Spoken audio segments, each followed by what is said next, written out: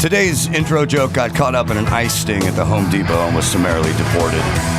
Adam Carolla. Yeah, get it on. Got to get on a Tuesday in a minute. Get it on. Thanks for tuning in. Thanks for watching all our YouTube videos, our vlogs on there, the fire and everything else. There's going to be lots of material for you there. Good to see you, Elisha Krauss. Good to see you. Got some news coming. First, breaking news, Brian Wilson of the Beach Boys died. Oh. Yeah, Brian Wilson. I mean, the Beach Boys were great, It's kind of weird that they were super influential and super important and super respected and then a little bit corny at the same time, which is kind of a weird band thing. Like some people thought that their musicality was a little tame or not edgy enough for the era of which they came to fame, I think. It was, but it's weird that, there's bands like all the douchebags, they love Radiohead or they love Lou Reed, they just go, or they love the Beastie Boys or other shitty bands, but they just go, they don't. And then there are other bands where you go, oh, Jimmy Buffett, oh, God, Parrot Heads, give me a break. It's corny. You know what I mean? Oh, you make I love fun me of some it. Buffett, though. Right. That's why we make fun of you. But it's very rare that a band be influential, important, respected, and kind of corny. It's all simultaneously, which is weird. Stamos is playing the congas in the back. Everyone's wearing a Hawaiian shirt. It's weird. You were talking about the whitest songs of all time. The Beach Boys, fun, fun, fun, till their daddy takes a T-bird away. That's probably in there. Yeah, not a lot of... My 5-year-old thinks that the song Surfer Girl is about her because she learned how to surf last summer. Oh, really? And I was like, well, let's listen to some Beach Boys. And when that song came on, she's like, this is about me. And I'm like, well, it was written like 50 years before you were born, but okay. But it's also the Beach Boys from a guy who's lived in Southern California his whole life. They chronicled an era. Yes. They captured sun and fun and tan and beach. Yep. And also... if you think about what they were saying, they were talking about freedom. They were talking about jumping in the Woody and heading down the PCH and pulling onto the beach and starting a camp, starting a fire. Too. Yeah. Like a level of you're right. Like freedom and independence are so interchangeable, and but the ability to do that in this earth and California, those vibes of that. We're going on a surf and safari. We're going to just pull that Woody right into the sand. We're going to pitch our tent. We're going to light a fire. We're going to get our surfboards. You would be arrested for all of that now in Southern California, for sure. Especially the campfire part. Listen, you want to light a Waymo on fire, no problemo. But a campfire in the middle of the beach, with some s'mores with your kids. You would be descended upon immediately if before you started the fire. It actually seems really unjust that you can make a Molotov cocktail and throw it at ICE agents, but I can't make a mom cocktail and have it on the beach at sunset with my kids and my husband. Now the reality is it's illegal to throw the Molotov cocktail, but you'll get away with it. Yes. The mom cocktail on the beach and s'mores on the beach and a cigarette on the beach, you will not get away with. No, they'd lock me up. Yeah, that poor guy couldn't paddleboard in the bay without the Coast Guard cutter intercepting him. So it was it's ironic that this man just died in the midst of ICE and Hispanic and rioting. It's sort of, they represented Los Angeles in California. In the golden era. And its zenith. Yeah. Yes. And now it's hit its nadir. It's at its we're rock bottom. And this is what we're able to do in 50 years from the Beach Boys to now. This is where we are. It's graffiti, garbage, shit show, and you can't do anything on the beach. And by the way, you can't throw a football on the beach. Really? Oh, yeah. When you look at the sign... You can't play ultimate frisbee or anything? No, you may hit somebody with the frisbee. Oh. Yeah, you can't. You couldn't light a sparkler on the beach. So, my 11-year-old has operated an illegal business on the beach, but throwing or making bracelets for people or selling snow cones. She dehydrates oranges from our tree and then she sells them on the beach. But she prefers to sell them in Malibu because she can get like twice as much. Than premium. Premium. Because you tell somebody that just spent $1 bajillion at Erewhon, this bag of dehydrated oranges is $7. They don't blink. What do you do with the dehydrated orange? You can eat them. They're tasty. Or like my husband puts them like in a cocktail. What do they end up like when you dehydrate them? So the oranges still look pretty because they're nice and bright and orange. Just kind of like shriveled up a little bit. Why dehydrate them? Why not just sell a bag of oranges? Because I think that there's an allure to the dehydrated orange that makes it a little fancier than just like chopping up some oranges and bringing them to the beach. Also, they last like a year. So you can buy them and keep them for a while. Man, she's a little entrepreneur. She is. So I was... but not allowed at the beaches. I was trying to wrap my head around like what happened to SoCal. Bad governance, for sure, of course, this horrible sort of blue governance stuff. Also, just tons of Hispanic culture. And then people go, well, hold on there, Klansmen. But I want to say this. By the way, I've been totally consistent on this because I've watched the San Fernando Valley turn into Mexico. Whatever the culture, if there's enough of that culture, it will turn into that culture. I mean, that's just how it works. It's not a brown, black, or white thing. It's like Polish people. If enough Polish people move into a certain section of like Chicago, outside Detroit, you're going to have some pierogies. They're going to be Polish food. They're going to be Polish songs. They're going to celebrate the whatever. Yep. And then you have to go, all right, well, how are we with the Polish people? And then you go, okay, I like a pierogi, right? I like bratwurst, I don't mind the music, or whatever. They take care of their own. Fine. They seem pretty cleanly, whatever. Okay. Then you go, okay, how about if 10 million Muslims moved into London?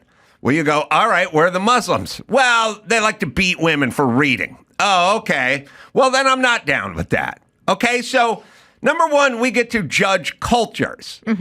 That's how it works. And also, if you think we're going to talk them into something else over there in the Middle East, probably not. Look back, and made me pop into my head because, L.A. is essentially turning into Mexico. And then you go, well, what's wrong with Mexico? And the Mexican culture has a dichotomy, which is different than other cultures in that there's some real positive aspects, and then there's shitty aspects of the culture. What's unfortunate is the part of the Mexican culture that would like here are the people who, go to mass every Sunday and send their kids to school and clean up their homes and want to live the American dream. The negative is when in broad daylight, a friend is coming over to my house and she's like, pretty sure I just saw some guy tagging MS-13 on the public school. Right. So that's what I think what you mean. And when you look at the Mexican culture broadly, unfortunately, it's run by corrupt politicians and drug cartels. Yes. So what I would say and what progressive politicians will never say, which is come here and then adopt our culture, essentially. You eat whatever you want, listen to whatever music you want, but there's a reason we're successful here, and it's because we don't tag things and so on and so forth. But, okay. We don't bribe cops or... Right. It's not anymore. I wish... Maybe the mob used to, but... All right, so now I was thinking back. I always tell people, look, you don't think the Middle East is a piece of shit. Go back and watch... Saturday Night Live is 50 years old. 50 years old. When you watch the news segment in a comedy show that's 50 years old, Chevy Chase starts out every other news segment with trouble in the Middle East. Trouble in the Middle East on a comedy show that's 50 years old. Yep. But it made me think, Dawson has the clip of one of my favorite movies, Breaking Away. Everyone who knows me knows. It's just a great movie. Go watch it. It is from 1979, maybe 80. Wow. It's now 45 plus years old. Like the Warriors. Daniel Stern. Yeah, Daniel Stern is standing on the corner. Literally like an 18-year-old Daniel Stern. And the cop guy comes up and wants to know what's going on. And here's his answer from 45 years ago. Guys, Well, we're a little disturbed by the developments in the Middle East, but other than that, we're pussy cop. All right, I think we need the cops part, though. It'll be a better. So it'll be a little cleaner. He'll get to ask what's up. Wow, Daniel Stern, it's like he's right, aged, but he looks the same. Yeah, that's what you want. All right, how you doing, guys? There you go. Well, we're a little disturbed by the developments in the Middle East, but other than that, we're pussy cop. All right, 79. He's asked, "How you doing, guys?" And he goes, "We're a little bit disturbed about the developments in the Middle East." That's almost 50 years old. Also, still disturbed by what's happening in the Middle East. All right. So, what's the problem with the Middle East? The culture is the problem, and the people who go along with the culture are the problem. People always go, no, it's not. The people are great. It's the people. It's the leaders. I'm like, no, it's the people. It's the whole culture. It's who voted for these? What nationality is the leader? But is he from Sweden? But in the Emirates and in Qatar and in Saudi Arabia and in Iran, you do have people that have been there for thousands of years, and they're just there because they're the royal family, or they're there because they're the I get Ayatollahs. it. But the people, I'll put it to you this way: as much as Joe Biden wants to talk to you about white supremacy being a huge problem in this country. Mm-hmm. There's no Klansman that's ever getting elected or going to be in power. We will not have it. We won't have it. True. You're not having a Proud Boy or a member of the alt-right that's actually getting elected to something. We wouldn't stand for it. Yeah. Okay. Does the Klan exist? Yes.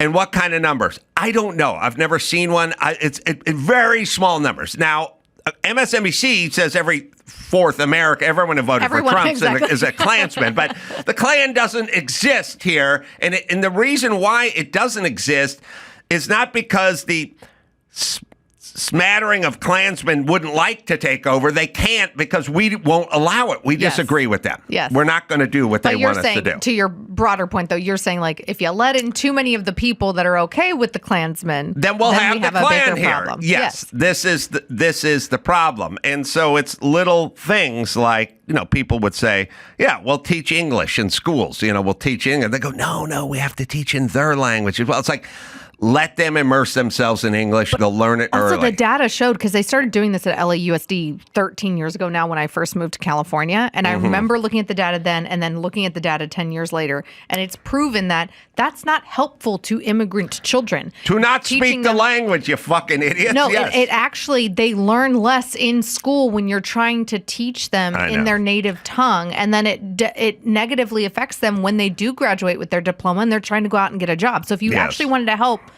our nation of immigrants and immigrants here in California, then LAUSD wouldn't be teaching them in their first tongue. They'd be teaching them in English. I don't know that they want to help, but they want to appear to be kind. So I said, when Endless Summer came out in 1974. Such a good movie. And documentary, really? It's a documentary and a Beach Boys album. But I'm talking about the Beach Boys, sorry. But Endless Summer's fun watch, too. And on any Sunday, the documentary, they used to come out with all those things in the 70s. Anyway, the point is when that record came out in 74, there were 1 million Hispanics in Southern California, or in LA, I should say. And now there's 5 million. So it's grown quite a bit from a percentage standpoint. And all I'm saying is whatever the culture you're letting in, you have to be prepared. If you let them in with enough volume, that shall be your culture where that is.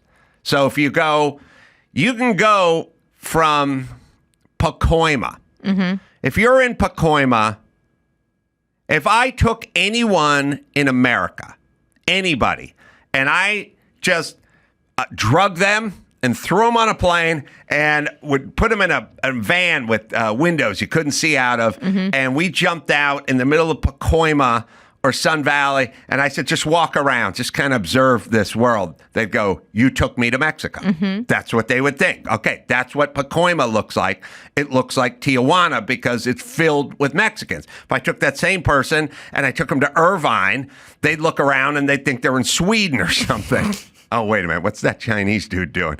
He's driving a Mercedes. Let it be.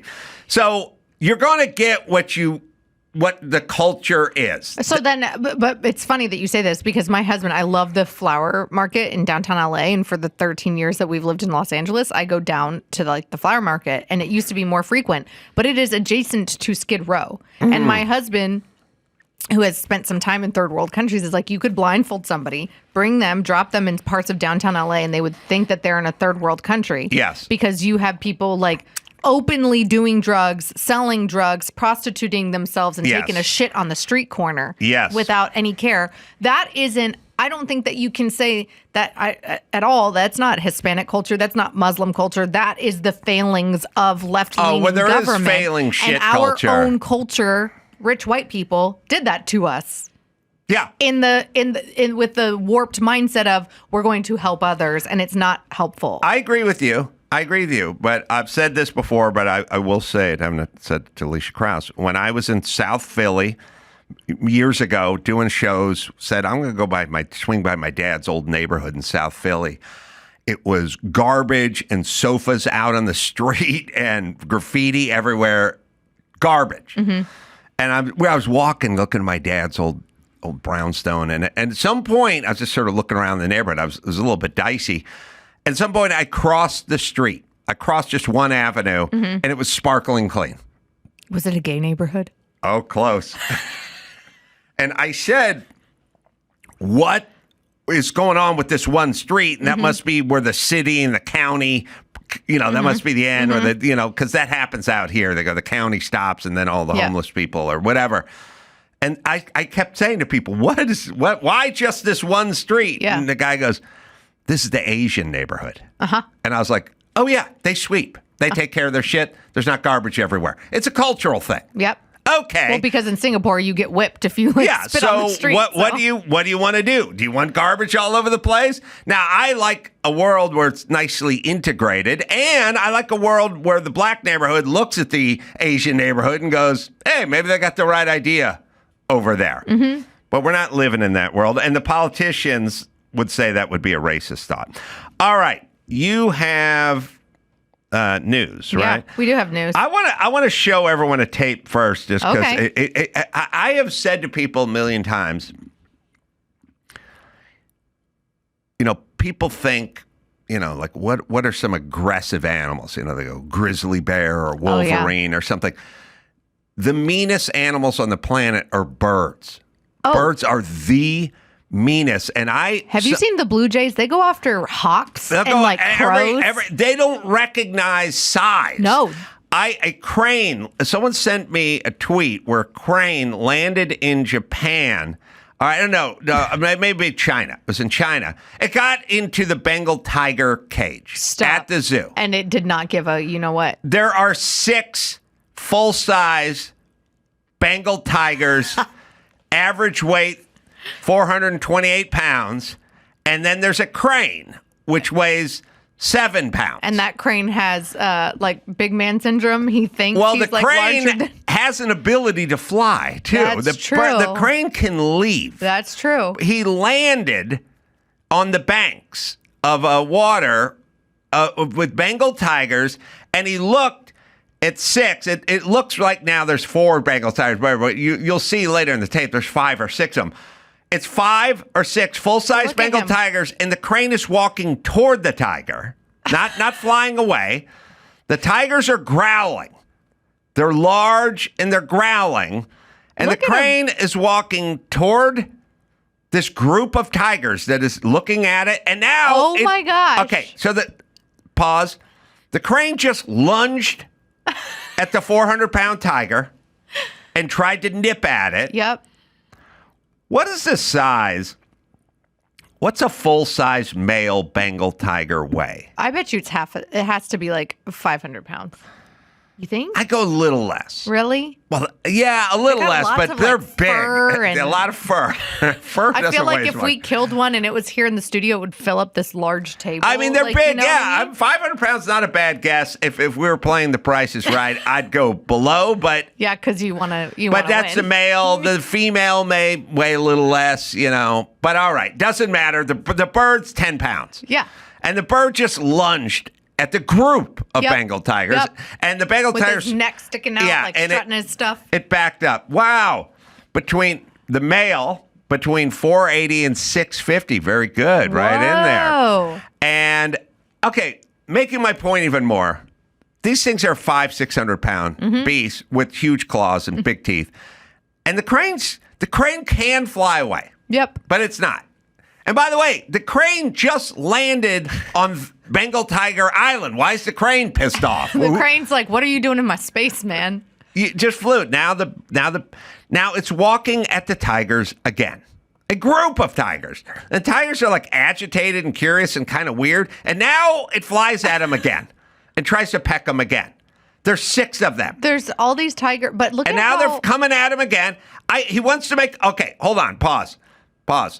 The tiger's plan. The crane's plan is I'm going to take out 6 500-pound Bengal tigers right now, and then do what? I don't know. It's just kind of funny that also the tigers seem almost like hesitant. Like there's one lead guy and the rest are hanging behind. Well, there's like 3 lead guys, but I think the tigers are kind of confused. They're also in captivity. They're like, is this thing high? Yeah, it's like, who? Also, you made it your whole Bengal tiger life without anyone fucking with you. Oh, true. If you ever, I've had this happen in Hollywood. If you tell some guy to fuck off who hasn't been told to fuck off in like 40 years, they're mostly confused. Like you think they're going to be angry. They're more like, who the hell do you think you are talking to? That's true. Right. So the tigers are kind of confused, intrigued. Yeah, they're looking. It's a wall of 3 or 4 tigers in front. All right. So then the crane's gonna make its 3rd move on this pile of tigers, which is fly at it, and now it just gets pulled in, and now this whole brood of tigers just destroys and devours this crane. Their natural instincts, despite being born into captivity, just like took over. They all jumped in. One hooked them with the claw, pulled them into the group, and then it was a full clusterfuck. They were like, the zookeepers really gave us like an extra, dessert today. Yeah, this bird in for us. Okay, this is how mean birds are. They're borderline mean and delusional. Yeah, I would say mean and delusional. I feel like there's some girls from the Bible Belt, like some rednecks out there that are like this, that can be mean and delusional, like when they get into a bar fight. Yes. Some Michigander girls can be like this too. Yeah, like, it's like, don't mess with us. And it's like, honey, you're 5'2", 100 pounds. I know. And you're fighting with a random person at the bar. I feel that way about Maxine Waters, like mean and delusional. It's like, you're 86 years old, bitch. The wig glue is now poisoning your brain. And you're sitting up there and you're going, you come for us. You better find some. You point that gun. You better hit your target because you or what? 86-year-old crazy delusional bitch. She is crazy delusional enough, though, to do some damage, I think. She's take out. She's an 86-year-old bag of bones. It's in the roots, though. I think it's still in her roots. She'd take out her dentures and come at you.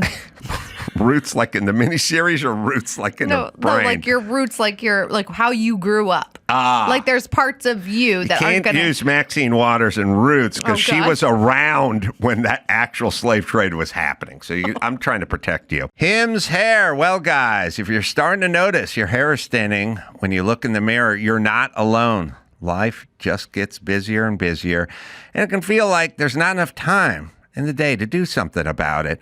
So try Hims Hair Loss Solutions. Hims provides you with convenient access to a range of hair loss treatments that work, all from the comfort of your own couch. No insurance is needed, and one low price covers everything from treatment to ongoing care. Hims has hundreds of thousands of trusted subscribers and can help you get the confidence back. Well, the confidence you need and the confidence you get when you have visibly thicker and fuller hair. It's Hims, right, Dawson? Start your free online visit today at hims.com/Adam. That's HIMS.com/Adam for your personalized hair loss treatment options. hims.com/Adam. Results vary based on studies of topical and oral minoxidil. Prescription products require an online consultation with a healthcare provider who will determine if a prescription is appropriate. Restrictions apply. See website for full details and important safety information. Homes.com. Some might say Homes.com is the best home shopping site. It may be Homes.com's super comprehensive and transparent agent directory, or maybe it's that Homes.com is the only site that always directly connects you with the listing agent who knows the home the best. Perhaps it's because Homes.com has the most in-depth neighborhood content of any home shopping site that's extensively researched to highlight the personality of each neighborhood. Homes.com goes above and beyond to bring home shoppers the in-depth info they need to find the right home. This is why it's my one-stop shop. I go there when I'm looking at real estate, and you should too. Go to homes.com. That's homes.com. We've done your homework.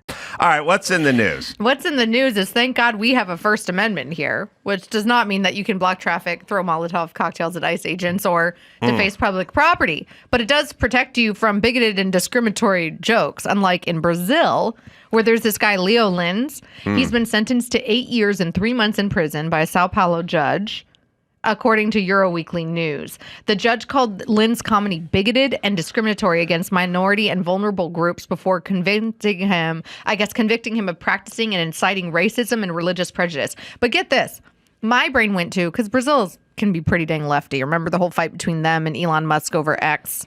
Yes. Because there's a growing group of people on the right in Brazil. Years ago, I don't know if this is still the case because I haven't worked there since 2020, but... You worked there? No, I was going to say, when I worked at Daily Wire and PragerU, but that was like way back in 2020. Oh. Outside of the United States, Brazil was the biggest country of viewers and subscribers. Interesting. It is a massive country, and I think that there's something that appeals to people about like freedom and independence and conservative thought down there. But apparently he wasn't just joking. So your mind might go to, oh, he was just cracking like trans jokes, right? Nope. In the show, he made jokes about black people, obese individuals, elderly people, those living with HIV, homosexuals, evangelicals, indigenous communities, people from the impoverished northeast of Brazil, Jews, and people with disabilities. Jeez. So he ticked off like everybody. You, me, like everybody, and he still gets 8 years in prison for this? My first 20 minutes of my set is about the impoverished people of northeast Brazil, so I better bite my tongue now, or this guy ripped me off. He went full Carlos Mencia on my ass. Okay, everyone. I do not know why we think in the year 2025, any of this kind of semi-quasi-socialist, whatever, lefty, whatever, it just fails. It just fails. Yeah. So why do we even think a version of it is good? Why do we even think parts of it are good? It's so weird. You take one of these countries, they prosper, and then they go hard left and into some sort of socialism, and then 8 years later, people are eating out of dumpsters, and their currency is worth zero. Yeah, I think... Is there no lesson that humanity ever learns? I feel like also comedy is the freedom fighter in a lot of ways. Like I don't understand Portuguese, so I haven't watched his stand-up, but like if you are offended by something or you don't find something funny, just don't watch it, don't engage in it, don't fund it, right? And yes. I think that people, just the ability to like, you can put the phone down, like you can turn off the television, you cannot pay for the ticket to his comedy show. And that there's this element of like, even if it's someone that you've never engaged with before, if there's enough people outraged, then just everybody becomes outraged, and cancellation is just like what has to be done. Is that maybe just forget about the person and move on with your life. Anything that falls under the umbrella of comedy should be a no-fly zone for any censorship or any governmental whatever. But you have to have like ingrained protections for that, which we do here in the United States, and they don't have them there. I know, because if I say Oh, if your kid comes in and he runs to the kitchen and he knocks over a glass of milk and you go, you little scamp, I'm going to kill you. Get back here. Then that's nothing. But if I go, I'm going to kill you, then it's something. So what is it? Well, one is said with comic intent. Or at least exaggerated intent. And then then there's a version of it that is leaving a message on your ex-girlfriend's, phone saying you're going to kill her tonight. You know what I mean? So what is it? Is it the words? Well, it's not the words. I'm going to kill you and I'm going to kill you are the same. That's the same sentence. It's who said it, what was the inflection, and what was the intent. And once you get on stage at a comedy club and you hold a microphone, then it's all comedy. And so there's nothing you can say. Even I remember years ago going through like HR when I was doing a radio show and by podcasting more frequently. And the HR person was like, the legal person that they brought in to talk to all the talent essentially said the same thing. It's like, if someone who is my boss or my colleague said something explicit or I could potentially be offended by or view as harassment, if it was behind a mic, it was different than if it was like in a meeting with the board of directors or something. Right. That there is a level of even legally protection when it is supposed to be out there on the airwaves in the free market for people to do. I mean, it's now like, as a woman that can get iffy because if you come in every single day and it's like, you're a bitch, you're a whore, like every 5 seconds, every single day, and that's the bit, and you say I'm not comfortable with it. I was kidding. And people know I have a little blue streak, but it's a term of endearment for me. But you were a little bit late, bitch. So, okay, but I get your message. I'll back it off. No. I'm saying that, like, I get that there can be a gray area there specifically, but broadly, it's like if I'm watching a comedy special and I don't like love every bit of the comedy, I turn to my husband and I'm like, do you think this is funny? If he says yeah, we might keep watching. If he says no, then we'd switch to something else. And it's like, but in countries like Brazil or in the European Union, you've seen people that get in London. Like a woman was arrested for praying outside of an abortion clinic. Like, thank God that doesn't happen here. Yeah, and I'll circle back to London. But yes, I endlessly do not understand. I think about it was like if Ben Shapiro goes to Stanford to give a speech and then they got to shut the place down and get the riot gear out. And it's like I went and looked at the lineup, so to speak. I once, years ago, just as an experiment, Cal Berkeley, student union activities or whatever. It's like Saturday. They had Te Amo Sopapos, which is the Mexican folk band who was going to play in the quad. And I would go, well, I'm not going to that. I don't like that shit, And then later on, they had some woman who's going to speak on lesbian theory and have a symposium. And I would just look at it on the schedule and go, well, I don't want to hear her talk about whatever shit she's talking about for an hour. I'm not going to that. But it's the same with the movie theater. It's like, this Mission Impossible 5. Okay, I'll check that out. Or even when you go to like Target or the mall to buy something. I'm going to shop at this store and not this store. Yeah. But that's the mindset. So Ben Shapiro is coming to your campus to give a speech. So what? Who cares? You're not interested in that. You don't like what he has to say. Yeah. Fine. Don't go. Yep. Don't go. Why? Yep. What's that? Why is that different than the lesbian who's going to speak to the student union? They probably forced you to go, though. Like, because this lesbian, is what... Yeah, they probably forced you to. It's like you can't... You'd have a professor that would give you extra credit if you chose to go to that versus if you chose to go see Ben Shapiro. But we're all just on the sidewalk of life, and we're looking up at the marquee, and we're going, Mission Impossible 5 or Moonlight 2? I'm going to go with Mission Impossible, but I'm not going to burn down the theater that plays the one I don't want to see. And I think this is really what we're talking about here, which is folks like you and folks like me, we just want to be left alone. That'd be nice. But you won't do it. You won't let us be alone. Everything's got to be everything. And then once you get in everyone's face, now it's on. But it doesn't need to be on. I just want to go hear what Ben Shapiro has to say at Stanford. That's all. Do you ever want to hear what Gavin Newsom has to say? Yeah. It's weird because he doesn't say anything, but he does have a couple of there's a couple of versions. There's like compassionate Gavin Newsom, and then there's the one that trots out damn and hell. Yeah, he's so serious. He's got to curse a little bit. I'm angry. These damn people are trying to make a living, okay? Hell, I'm sorry, but damn, these people are trying to make a damn living here, and they're being thrown out. And I love when everything for him is about some sort of weird chick emotion. They're being humiliated. They're being spat upon. They're being told they're lesser. They're being told it's like, no, they're not. They're either legal or illegal or whatever the hell. He's been in here. He's a kind of litmus test to see if you're a fucking retard or not. Because if you like Gavin Newsom, something is wrong. You don't detect regular human emotion and stuff. Oh, but here's the problem: apparently we have the audio of this, but apparently said I like Newsom, but he thinks that Tom Homan should arrest him. So Tom Homan is the border czar. I feel like this is him trolling. By the way, I love when Trump slides in his bullet train and everything. It's a little. He does it. I know. It's kind of it's an interesting technique because he just takes a colossal, embarrassing failure of Gavin Newsom and then just slides it in a little. All right, we'll watch. Sorry. Ducey's going to ask him at the helicopter. Gavin Newsom he's daring Tom Homan to come and arrest him. Should he do it? I would do it if I were Tom. I think it's great. Gavin likes the publicity, but I think it would be a great thing. He's done a terrible job. Look,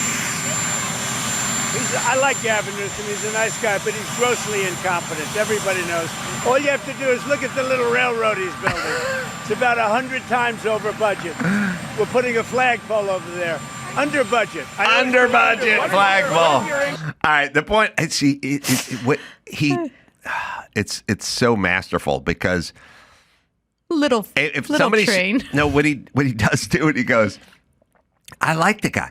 See, it's smart because if you go, fuck that guy's a douche, then whatever you say afterward falls under the heading of, well, he doesn't like the guy. Yeah. But you go, I like the guy. So he breaks it off. He sets it up. Yes. Then he mows him down, right? He does 3 stages.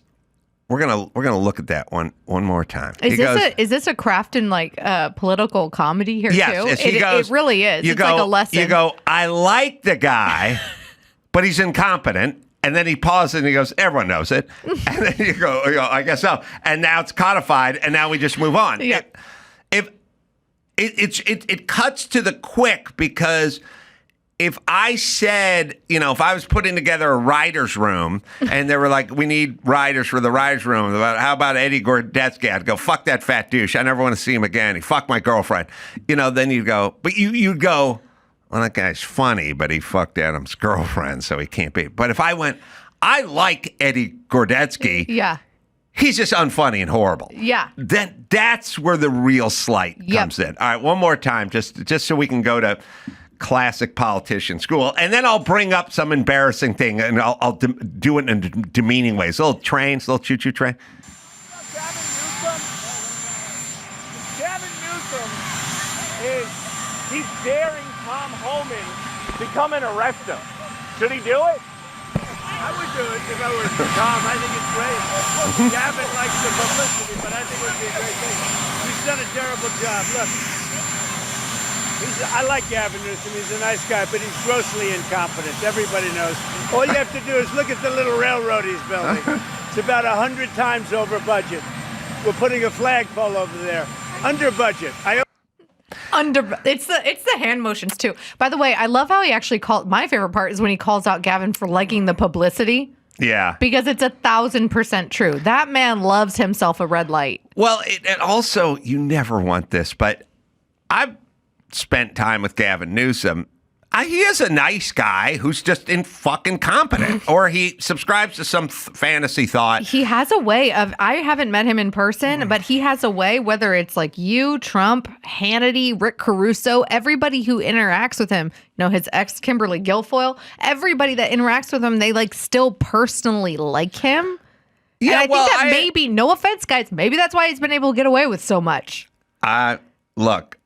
because he just shifts his narrative, and he's like, I like Donald Trump. Remember during the fires when Trump came out? And Newsom said the same thing. He's like, well, I want to work with the president. I like the president. But then now he's putting in all the saline, pretending like he's crying while he's talking about ICE raids. Well, I mean, it's kind of the difference between the right and the left. I do not assume that Anderson Cooper's a bad person. True. He's just lying and carrying some party line, you know? And if everyone on CNN during COVID, Chris Cuomo's not a bad person. Like, I would never, they think Tucker Carlson's a bad person. That's the difference. They're somehow, because they have sort of juvenile brains, and they also work in a weird fantasy comic book land where it's like everyone's evil. Like, you know, in Disney movies, the evil guys, he kicks the dog on the way to wanting to burn the town down. What they don't realize is evil guys love their dogs, they love their kids, you know, they're fine, and then they do evil, you know, but they do a cartoon version of evil. They think Trump and Tom Homan and anyone they disagree with is like evil, as well as disagreeing with them. The people on the right don't feel like any of these people are evil. We just think they're sort of misguided and wrong-headed. And misinformed and over-emotional and not looking at all the facts. And Newsom knows what he's doing. And I do not think he really cares about California. He's just playing to his constituency. But we have a clip of him doing that. He's doing the sincere. It's a little sincere or his angry. It gets a little. This is angsier. It's a little angry and a little sincere. And this is. I mean, hopefully, he uses damn or hell. That's when he says damn or hell. That's what he means. Poor people are just trying. Get your hands off these poor people. They're just trying to live their lives, man. Trying to live their lives, paying their taxes. Been here 10 years. The fear. The horror. The hell is this guy? What the Come after hell? me, arrest me. Let's just get it over with. I'm a martyr. Tough guy. You know, I don't give a damn. But I care about my community. Hell and damn. This community. Yeah, that means he's. The hell are they doing? Hell! These guys need to grow up. They need to stop.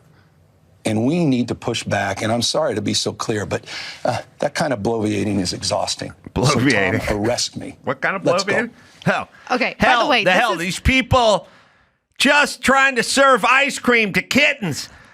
Be left alone to serve sherbet to kitchen to hell, man. You come busted in there in their pantry when they're trying to give kittens ice cream, kick the door in. What the? Living in fear, living in shame, looking over their shoulder. That's just, people are just here, man. They're just here being. Speaking of manufactured, though, like he's talking about here. Yeah, they snuck illegally here, you fucking retard. What do you think? They're just here. So you know that number actually of illegal immigrants and their effect on the U.S. economy and the workplace nationwide is less than 4%. In California, I think it's significantly more. Oh yeah, just based on the fact that it's agriculture and construction are two major infrastructures here that we have to help the economy. But talking about manufactured stuff. This comment, the MSNBC reporter there asked him about, that's not Kornacki. What's that kid's name? Is that the Kornacki guy? Is that with the glasses? I don't know who that is. So Newsom made this comment after Homan quote unquote threatened to arrest him and Mayor Bass. But here's the thing. Here's the thing that Homan actually said. He would only arrest them if they interfered with ongoing immigration enforcement operations. So that would mean like he and Karen would have to be down there with the Molotov cocktails. And then MSNBC takes that, like, amps it up, asks Newsom about it. And then next thing you know, you have the leader of the free world responding with the best burn ever. I love that Trump is like. They are the grossest. We're living in the time, which is crazy, which is intentional, volitional misunderstanding of what people are saying. So they go, and by the way, it always means your point is shit when you have to use a ton of hyperbole. Yes. Meaning, if you say to me, what's going on in LA or what's going on in California, I go, well, paying too much in taxes, roads are shit, traffic everywhere, and it's a trashy town. I'm done. It's accurate. That's my feelings. But when you start using hyperbole, like when Hobby Lobby says we're not paying for the pill. Yep, or abortion. And then you go, you want to deny women health care? Yeah, she wants to go in and get a mammogram, and I'm going to block the entrance to the hospital. No, I'm not denying women health care. I'm saying I'm not paying for the pill.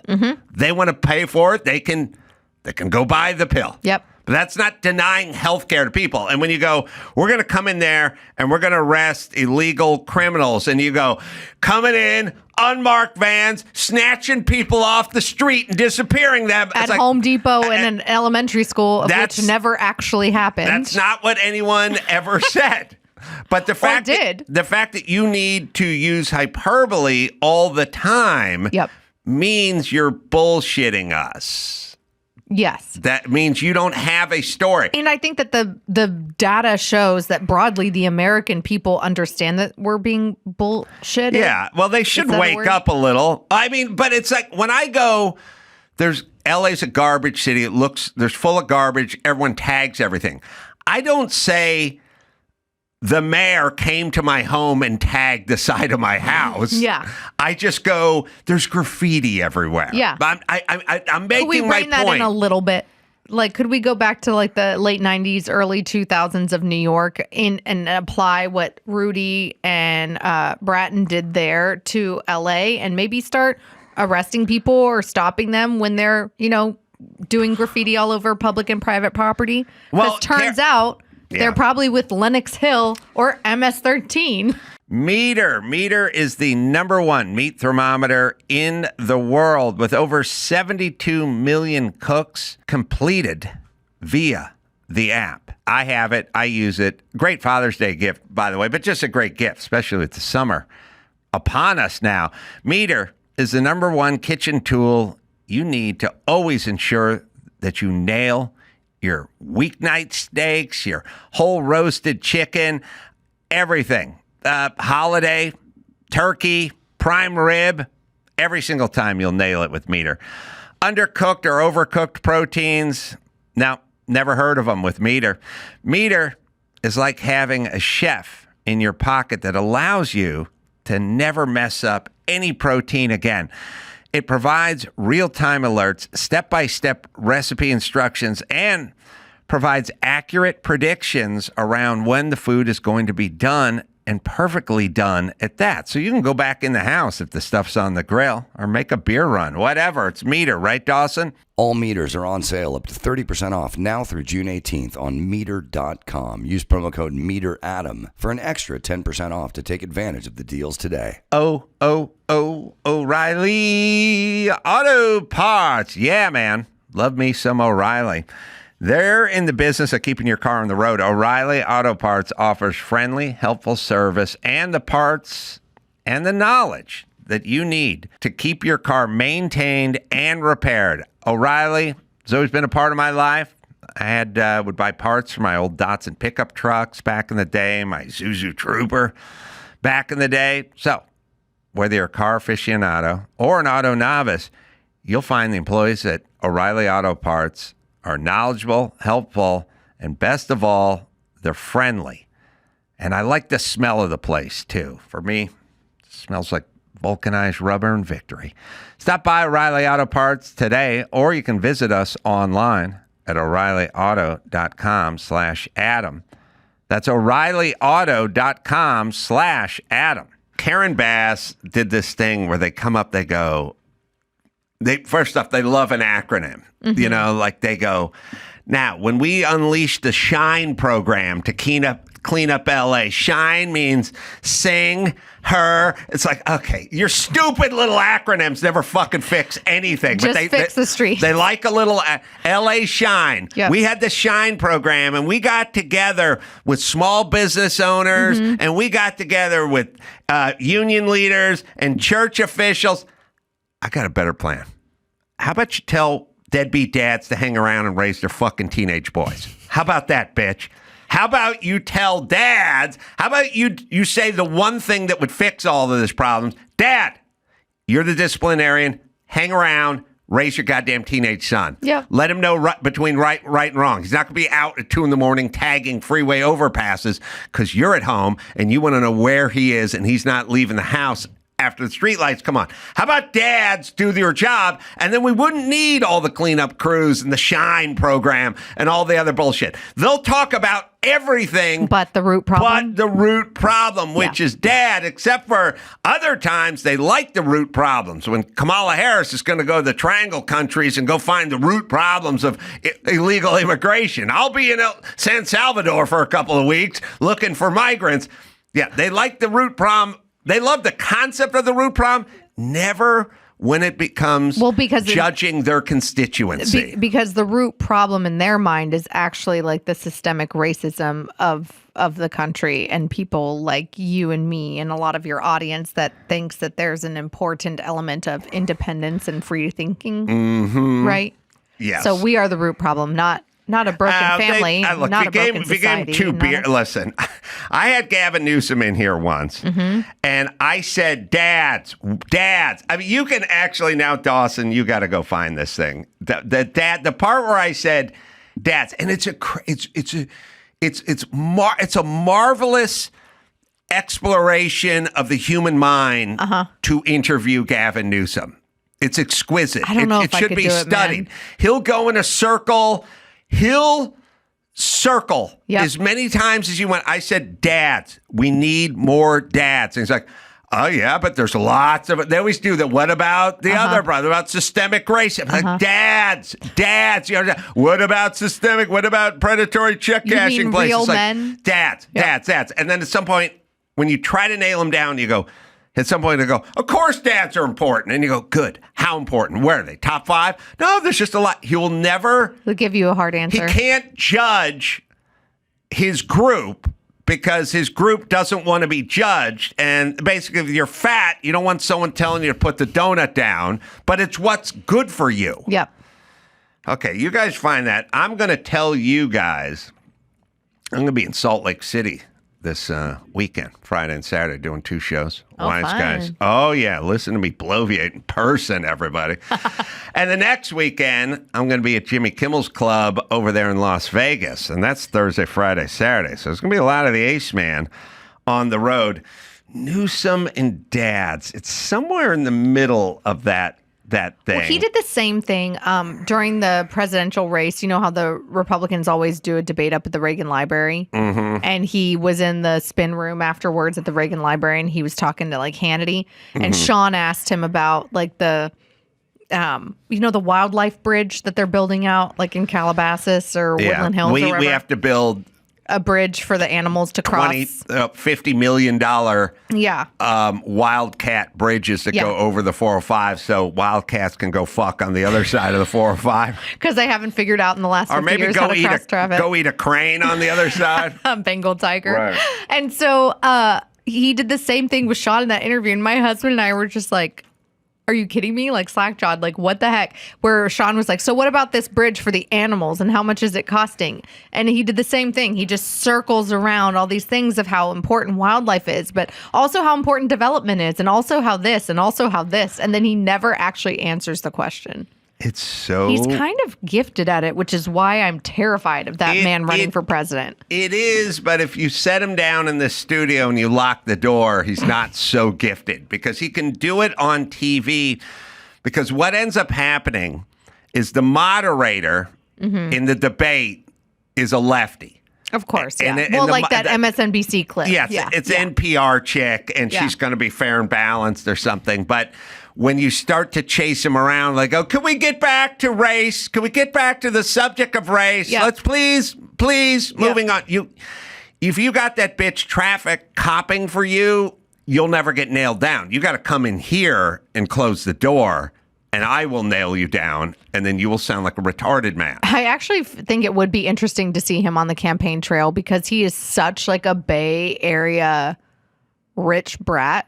Yeah. That to see him with some farmers in Iowa or some like retired people in New Hampshire, I don't know. I hope he can't cut it. I hope he cannot deceive the country like he has the voters of California.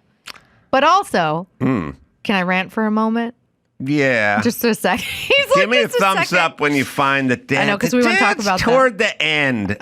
Toward the end of my interview with him. If all the people who voted for Donald Trump in 2020 had voted to recall Gavin Newsom, he would not be our governor right now in California. If all the people in California that voted. The same people in California who voted for Donald Trump. You said all the people who voted for Gavin. So specifically in California. Yeah, you're right. Specifically in 2020 here in California. California voters that voted for Donald Trump. If they had signed and voted in the recall, he would not be our governor. Wow. So we got to motivate people. Exactly. And activate. Could have had. How about the dads? Could have had the sage from South Central. Oh, Larry Elder. I love Larry Elder. Although, when the LA Times informed me that he was the new black face of white supremacy, you believed it? I was worried. I was like, Larry, have you joined the Klan or the Proud Boys? Okay? Are you okay? Are you okay? You carrying those torches in Charlottesville? You are a black man from South Central. When did you turn racist? According to the LA Times, it's when you wanted people to pay less in taxes. Yes. Then you become racist. Do you know Winsome Sears is the lieutenant governor, black woman, served in the military. She's amazing. She's the lieutenant governor of Virginia, and she just released an ad, and the left is saying that she's now racist because she wants to get rid of the car tax. Yeah, and I'm like, how is that racist? I love the fact, well, anybody who disagrees with them is racist, which is, at a certain point, you have to realize is way too thin now, and you've used it too many times, and it doesn't have any meaning anymore, and nobody cares anymore. Like, if I heard CNN say somebody was racist, I just laugh. I don't even care anymore. You're now calling black people racist, and it's done. You've overused it. It's sort of comical. It's always my favorite Dave Rubin thing, who used to be with the Young Turks and is like gay and Jewish and from New York and very liberal.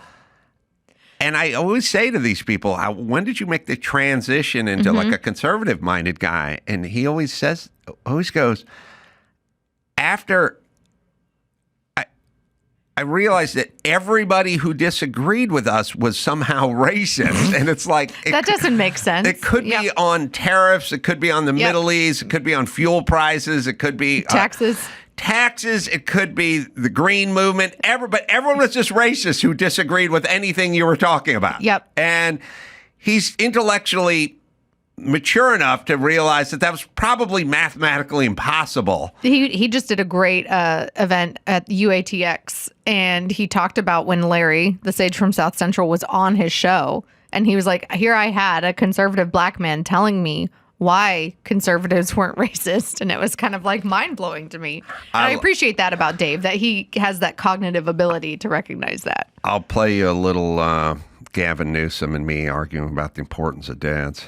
You want to talk? No, but you want to talk about families. But I understand that families are incredibly important. That's certainly part of it. Yeah, and people have to be very responsible. Small part of it. It's minuscule. It's a big part of it. Oh, big! It is a big. Oh, part. well, why don't you guys talk about that then? If it's a big part, I just brought it up. It's a big part. It's a big part. It's a big part that you never talk about. I do talk about. No one on your side talks about that big part. I think President Obama himself brings it up over and over again. Go back to his campaign speeches. Sure. He's given some remarkable speeches of importance of fathers in the context of the African American. You got to be a hero. You got to be a hero to raise your kid. No, well, you have to be responsible adults. It takes courage to raise a kid. I heard his speech. It takes courage, Gavin. I don't know about courage. That's what your president said. No, but to his credit, let's hear what he says. Eloquent speeches. Let's hear what he says. It says it takes courage. And we'll work to strengthen families by removing the financial deterrents to marriage for low-income couples, and do more to encourage fatherhood. Because what makes you a man isn't the ability to conceive a child. That's right. Having the courage to raise one. Courage. Yeah, I don't know if I get your point. Courage. But at least he made the point that I imagine you accept that it's easy to have one. Yes. But you've got to actually step up and be a man and actually raise one. And he probably used, I think that's what Gavin, ultimately I know what you're saying. No. Anybody can eat at an IHOP. It takes courage to pay the bill. That's what I'm saying. Yeah. It takes courage to stay there and pay that bill. The president has spoken not at his State of the Union, as you just exampled, but he's spoken about this in much more comprehensive and eloquent terms. Yeah. And I think powerfully so. And I think principally so. The issues, this is his latest one. But we want to go to the issue of race as it relates to the issues of poverty and what we had in the redevelopment agencies and concentration of poverty and public housing and all of these things start to lead to why. The answer to your question of why is it concentrated in the African American community? Looking at that history, one cannot exclude that reality. I just think that's naive to suggest that those things don't matter. When families were broken up. How about the Jews? No problems in the past? No, of course. Every community's got their struggles. Had it worse? Even the Irish had struggles. Who do you think had it worse? I get it. But what about the Jews? It seemed to be, why are the Jews doing well? You know what? In 1967, blacks couldn't even marry whites in this country. Not 1927. In 16 states, they were denied because people use religious arguments to deny people Jews got put in ovens and I understand, and it's disgraceful. Okay, so and that's why, and it's completely fair game. How are the Jews doing now? I mean, a lot of Jewish families doing well. A lot of families struggling. Oh, you got to keep playing. Really? Oh, man. Absolutely. At the Czech place? Sure. Okay. I'll go down to the Czech place. Across the board, people are struggling. All right, as long as everyone's struggling. Look at the unemployment lines. A lot of Jews. It includes Americans of all types, all races, all ethnicities, all sexual orientations. They're all the same. My gosh. That's right. But, and we could talk about the issues in the Latino community, again, by separating the challenges associated with English as a second language for a lot of folks. Sure. The issues of poverty and issues everyone that came to here spoke perfect English. No, I understand that. I got it. I mean, I get your world, Adam, which is a little bit more clean-cut and idealistic, a little less pragmatic in terms of the world that it's the rest wildly of us are pragmatic. Well, they have a problem with family. They have a problem with. They don't focus on education. That will get them out of the problem they're in. On education? I don't think there's any community that cares more about education than the Latino community. Wow! I don't know. Check those test scores. Asians? No, people are. I mean, come on, that's not fair. That's not fair. Look at this school system. Scores. Look how lousy the system is.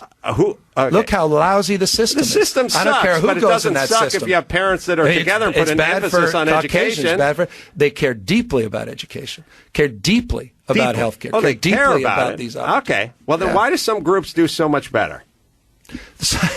I mean, what do you mean by groups? Almost everybody's struggling. What do you mean by groups? I'm telling you. I love Everyone how is he struggling. I love how he has struggling. the ability to change their healthcare and change the education system. Yeah, but and they're he broken. does nothing. It's all broken.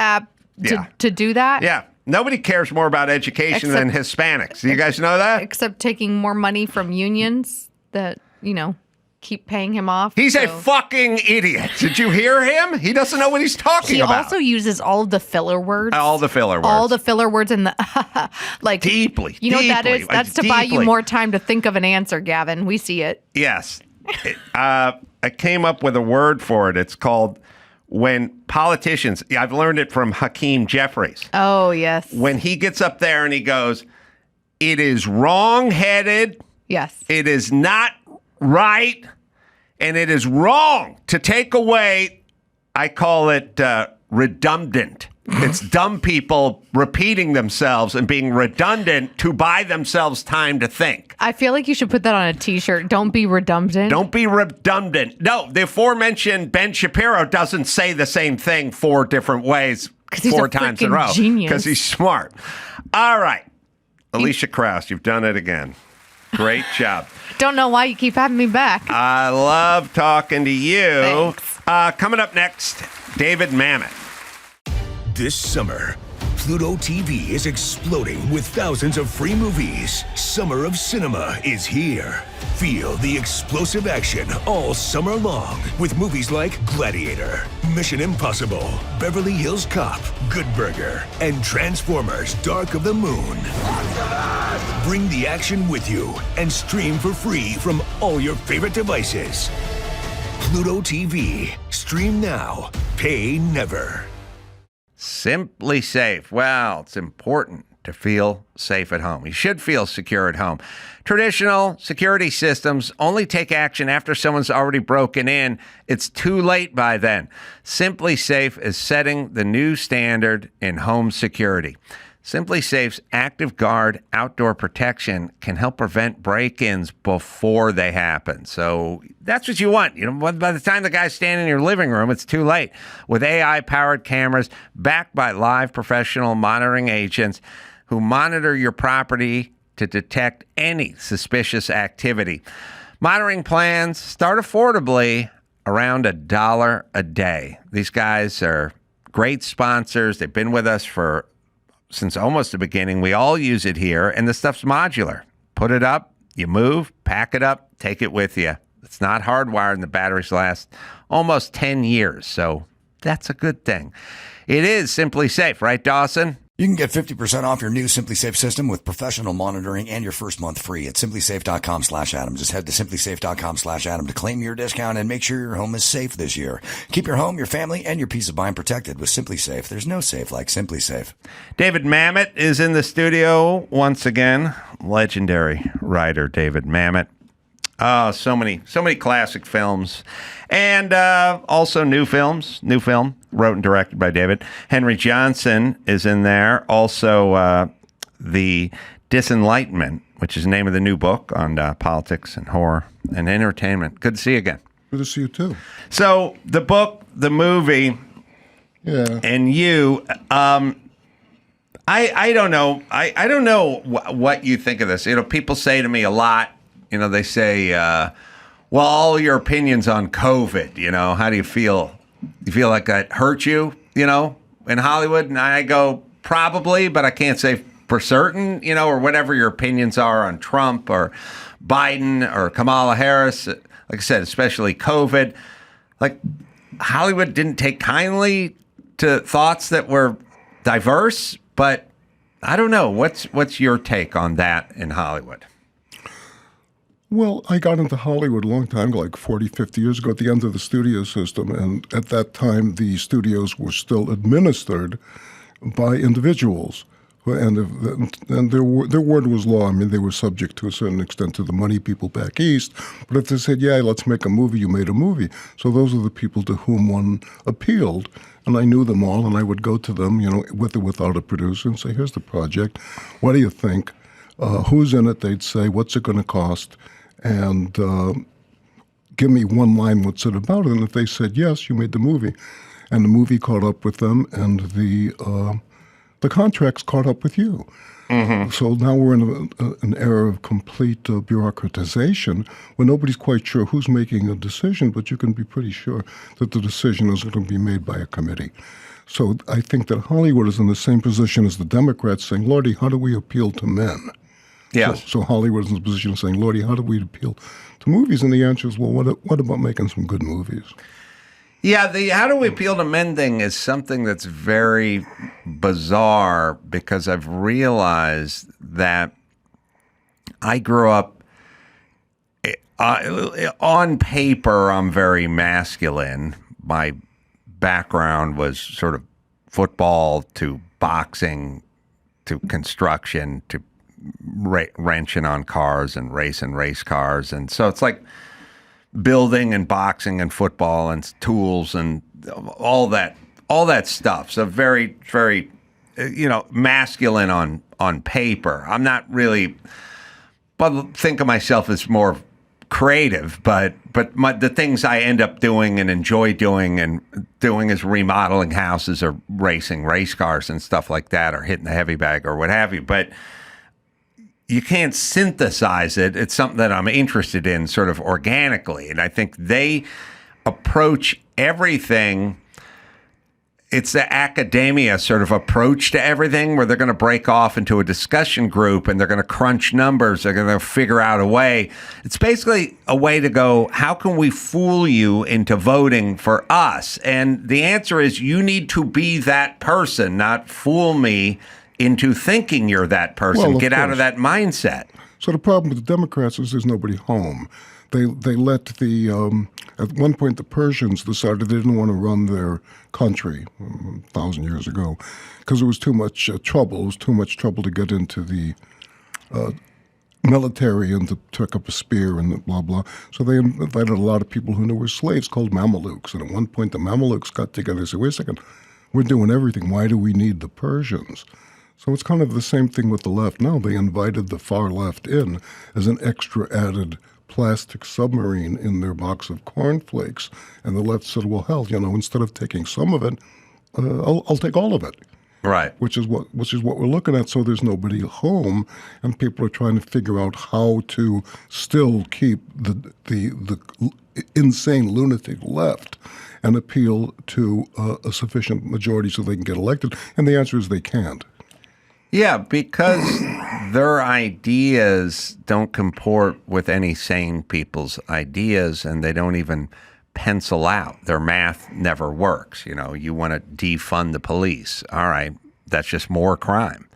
And you want no border wall or border security. Okay, that just means more illegals in the country. And you want to lower test scores so that the black and the brown people who are not getting excellent grades in math can be pushed on to the next grade and embraced into college and stuff, but that's not going to make them better at math. You're changing every one of their ideas. Every one of their ideas is basically saying, look, you're fat, you're morbidly obese, and you're pre-diabetic. Good. Here's a scale that'll change your weight from 300 pounds to 185. And you go, good, get me that scale. And what I'm saying is it doesn't pencil out. The math doesn't work. It's never going to work. And all you're going to do is take your cities, implement, homeless people need to be treated with compassion. They need a seat at the table. Everyone needs to be treated with dignity. No humans illegal. Okay, good. Tons of homeless people, tons of illegals. That's how that ends up. It always ends up. It can go no other way. It's how it works. You go, look, if you have a dumpster at a national park, you need a lid on it with a lock. And the answer is why? Because bears get into it and they stop hunting and they stop foraging and they just hang up at the dumpsters and they eat the scraps from the restaurant. And then I go, I want to live in a world with no lids on dumpsters where those bears understand that they need to do the right. You're fucked. You're done. They're all by the dumpsters. They're all fat, and they're angry, by the way, when there's not more slop put out at the dumpster. And no, they don't know how to hunt or forage anymore because you wouldn't understand what you were dealing with. Well, you're absolutely right. I mean, we're all looking at it. I think the people, unfortunately, who are addicted to the fake news, that's all that they see. So they put what they see around them in the actual world into a third category. It's neither true nor non-true, but it's the only thing that they must profess belief in. And it's just like belief in witches.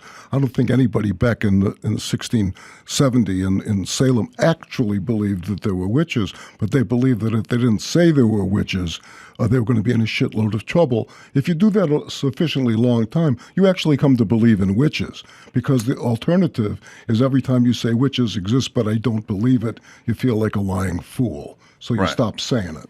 Right. So is it fantastical to you to watch guys like Jake Tapper go out and be interviewed and say, well, we were lied to. We didn't know what was going on because the administration wasn't straight up with us. No. And I'm like, you didn't know what was going on? Everyone on the other side knew what was going on. Well, everybody in America knew what was going on. The thing about Jake, it's extraordinary what we found in the last several months. It's that there is no limit to what one will do if he or she doesn't have any shame, and if they aren't ashamed of being shamed into coterie. Well, the being ashamed of being shamed is the part that I really fixate on, because I go on and you can watch these mashups, which are wildly entertaining, about Joe Scarborough doing his speech and explaining what he knows about Hunter Biden's laptop and being 100% wrong, or what he knows about Joe Biden being the best version of Joe Biden he's ever seen, and literally saying, hit your VCR recorder, take it to the bank, you're hearing it from the horse's mouth, and then goes on to be completely wrong about everything.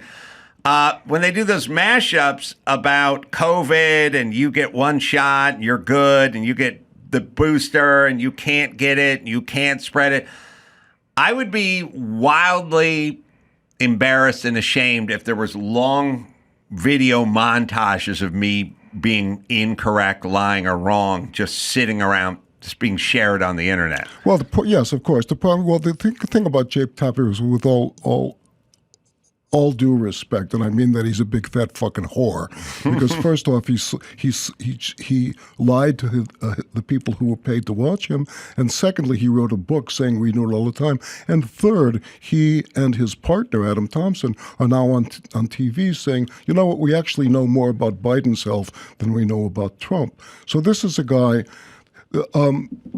As Mary McCarthy said, what kills us is not what we do, but what we do afterward. Because all of us have errors, all of us sin, all of us make mistakes. What happens is what we do afterward. So the only thing that Jake Tapper could do to retain my respect and to regain his own self-respect is to say, you know what, I lied. I did it for a reason. It's a reason that many people can perhaps identify with, because if I didn't say it, I would have lost my job, and I have a family to support and blah, blah, blah. I went along in order to get along. And we could say, yeah, I understand that, but which of us is going to say that? Well, is there an alternative mea culpa where you go, look, I truly believe that Donald Trump was the second coming of Hitler and that he was going to be a totalitarian dictator, and for that reason I lied? Yes, just absolutely. like the French underground falsified papers, and the French underground had to lie all the time. Yes, absolutely. Yes, exactly. To get rid of Hitler. Yeah, but you don't get to move on in your life and under God and maintaining your self-respect without admitting the sin. I mean, that's the whole beauty of the confessional. I agree.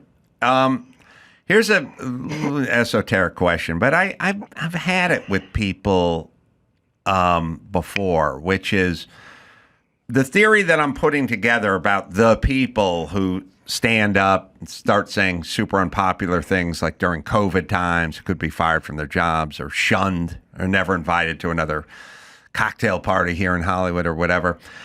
The people that go off and sort of do their own thing are good at what they do. And I have a lot of examples of them, but they're guys who are like Tucker Carlson or Ben Shapiro or guys of that ilk who are good at what they do. It's you can't argue that they create something and have an intellect that people will pay to hear or can generate income. And those people, they leave. They just go, I'm not doing this. I'm not saying that. I'm not going to, there's no party line. I'm just going off and I'm going to say my own thing. And on a personal level, I sort of, when people would say to me, oh, shut up about COVID, shut up about COVID, you're going to get screwed. You're going to get screwed. I'd go, that's all right. I'm good. I can say what I want. If you're good, you can say what you want. If you're sort of middle management, you got to be careful about it, because you can't just go hang your own shingle and get paid. You've got to kind of stay with the company because you're just not that good. And I've noticed that most the line towers are not that good, and they should be scared because they're not going to get another job as good as this one. But then there are guys like you who are good, and you know you're good, and it's not about grandiosity, but you go, I can share my opinions, and I don't care if they're unpopular. I am good enough to still create and work. Well, they said, really great wisdom is don't come looking for trouble till trouble comes looking for you. And trouble came looking for me, and I got I got blacklisted, and B, I saw my country going down the drain, this wonderful country that I'm nuts about.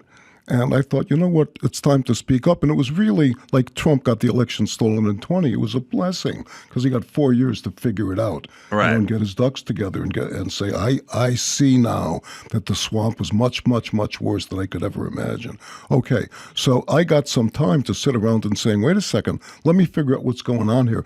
Let me figure out how I became successful writing plays that appealed to a sufficient audience of whatever stripe. It wasn't political. It was because of the First Amendment, right? And it was because we have a tradition of the theater and a tradition of free speech. So then I saw free speech go down the toilet under Obama and under Biden, and I got personally whacked with it. And I said, well, you know what? I got to figure this out, and I got to speak up, because who's going to do it if not me? How did you get personally whacked with it? Well, I got blacklisted by all of the left for an article that I wrote called "Political Civility," which the Village Voice retitled "Why I Am No Longer a Brain Dead Liberal," which is not part of the article. What I said in the article was, I'm not even politically civil to myself. For example, I'm a liberal, but I've been referring to myself as a brain dead liberal. That's not civil. So the Village Voice comes out next week. The whole front page says why I am no longer a brain dead liberal. What year is this, sir? Hell, I don't know, maybe 25 years ago.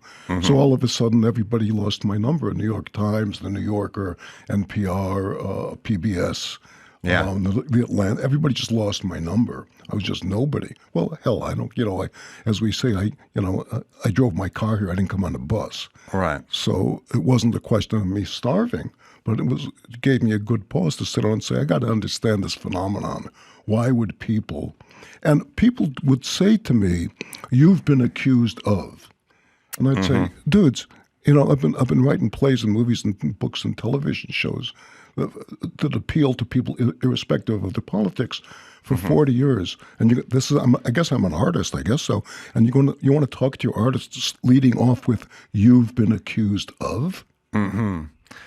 What do you think propelled them with the kind of vigor that they were propelled with, which is, I would be much more agnostic about somebody with a different opinion than mine, which is lots of people, and I have lots of opinions that differ from lots of mainstream thoughts, and I'm always right eventually, but I have to wait for a while, I've realized. But whatever my predictions are, whatever I've been saying 20 years ago, it comes around. There'll be some report about how sunscreen is bad for you, or how taking 3 showers a day is bad for you, or like stuff I talked about in the past.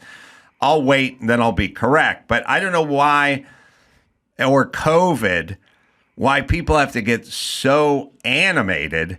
Because they were defending a lie, and they knew it was a lie. Is that what you believe? Of course it is. For example, I met some guys on the street who said the earth is flat. They had a big sticker on their car said the earth is flat. I thought that's funny. I started talking to them. It's really funny. They said, no, the earth actually is flat. Right. And they started to explain to me why the earth was flat. I found it really amusing. I didn't want to kill them.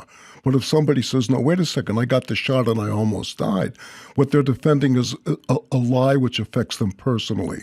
It didn't affect me personally that a guy had an opinion that I thought was absurd. Right. But if you're frightened, one is frightened, they're going to get outed and deprived of their job and their livelihood because they go contrary to a government narrative. The only way that they can keep their self-respect is saying the problem is not COVID, but the problem is you. Right. I got to kill you. So what they're trying to kill is in effect really their own intellect. Yes. Is it?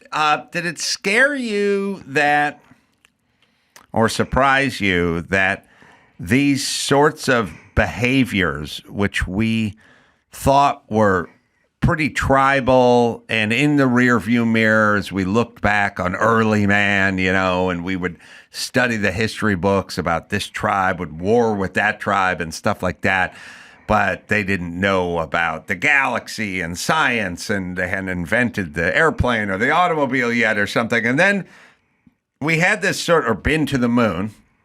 Flat earthers may think we weren't to the moon. I don't know. But all of a sudden we had this reversion, like we slid back 2,000 years, and these things that were inside man's DNA just came bubbling to the surface immediately, and stuff I thought we'd evolved past. Well, why would you have thought that? Well, I think if you studied the Bible, you wouldn't, but I'm an atheist, so I don't have that wisdom, that experience that you get from. You can still study the Bible being an atheist. I mean, I'm neither an ornithologist nor a fucking bird, but I can study a bird book by Roger Tory Peterson. Well, it's a very good point. Thank you. And I thought that was well said. I have been in church a little bit lately, and yes, you're right. But what I'm saying is I was more the Darwinian side, which is, we have evolved past this. And it turned out we hadn't. I mean, we put down the spears and the rocks, but we got right back to being tribesmen over COVID. And well, listen, we were tribesmen before then. I mean, why did the Turks decide they had to kill all the Armenians in 1915? Why did Europe decide it needed to kill all the Jews in 1942? Why the Houthis tried to kill all the Tutsis? Right? Why do we have ethnic? It's been going on forever. Oh no, I agree. I think what I should be clear about is I thought the United States didn't engage in that. Those are for those other cultures, and somehow we had evolved or were better than that.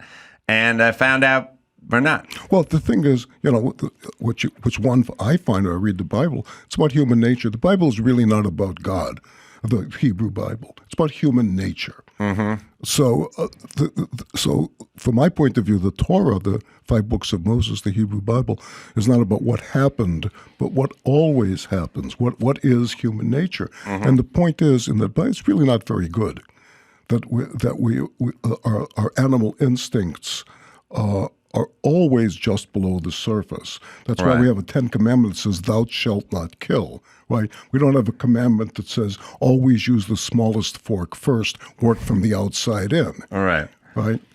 Yeah. No, I agree. I was disappointed that we're still reacting this way. And then a bigger question, or something I've been thinking a lot about, is women. Because when I turn on the news and I see the people pushing and shoving and pushing cops and screaming and on college campuses and in front of Tesla dealerships or standing next to Bernie Sanders and screaming into a microphone. I think we have that clip, Andrew, the Bernie Sanders one. But women very recently have really reacted in a way that I'm not used to. You're certainly not used to growing up, which is I did not see women fight when I was young. It was a novelty to see women fight, much less push cops or spit on cops or scream.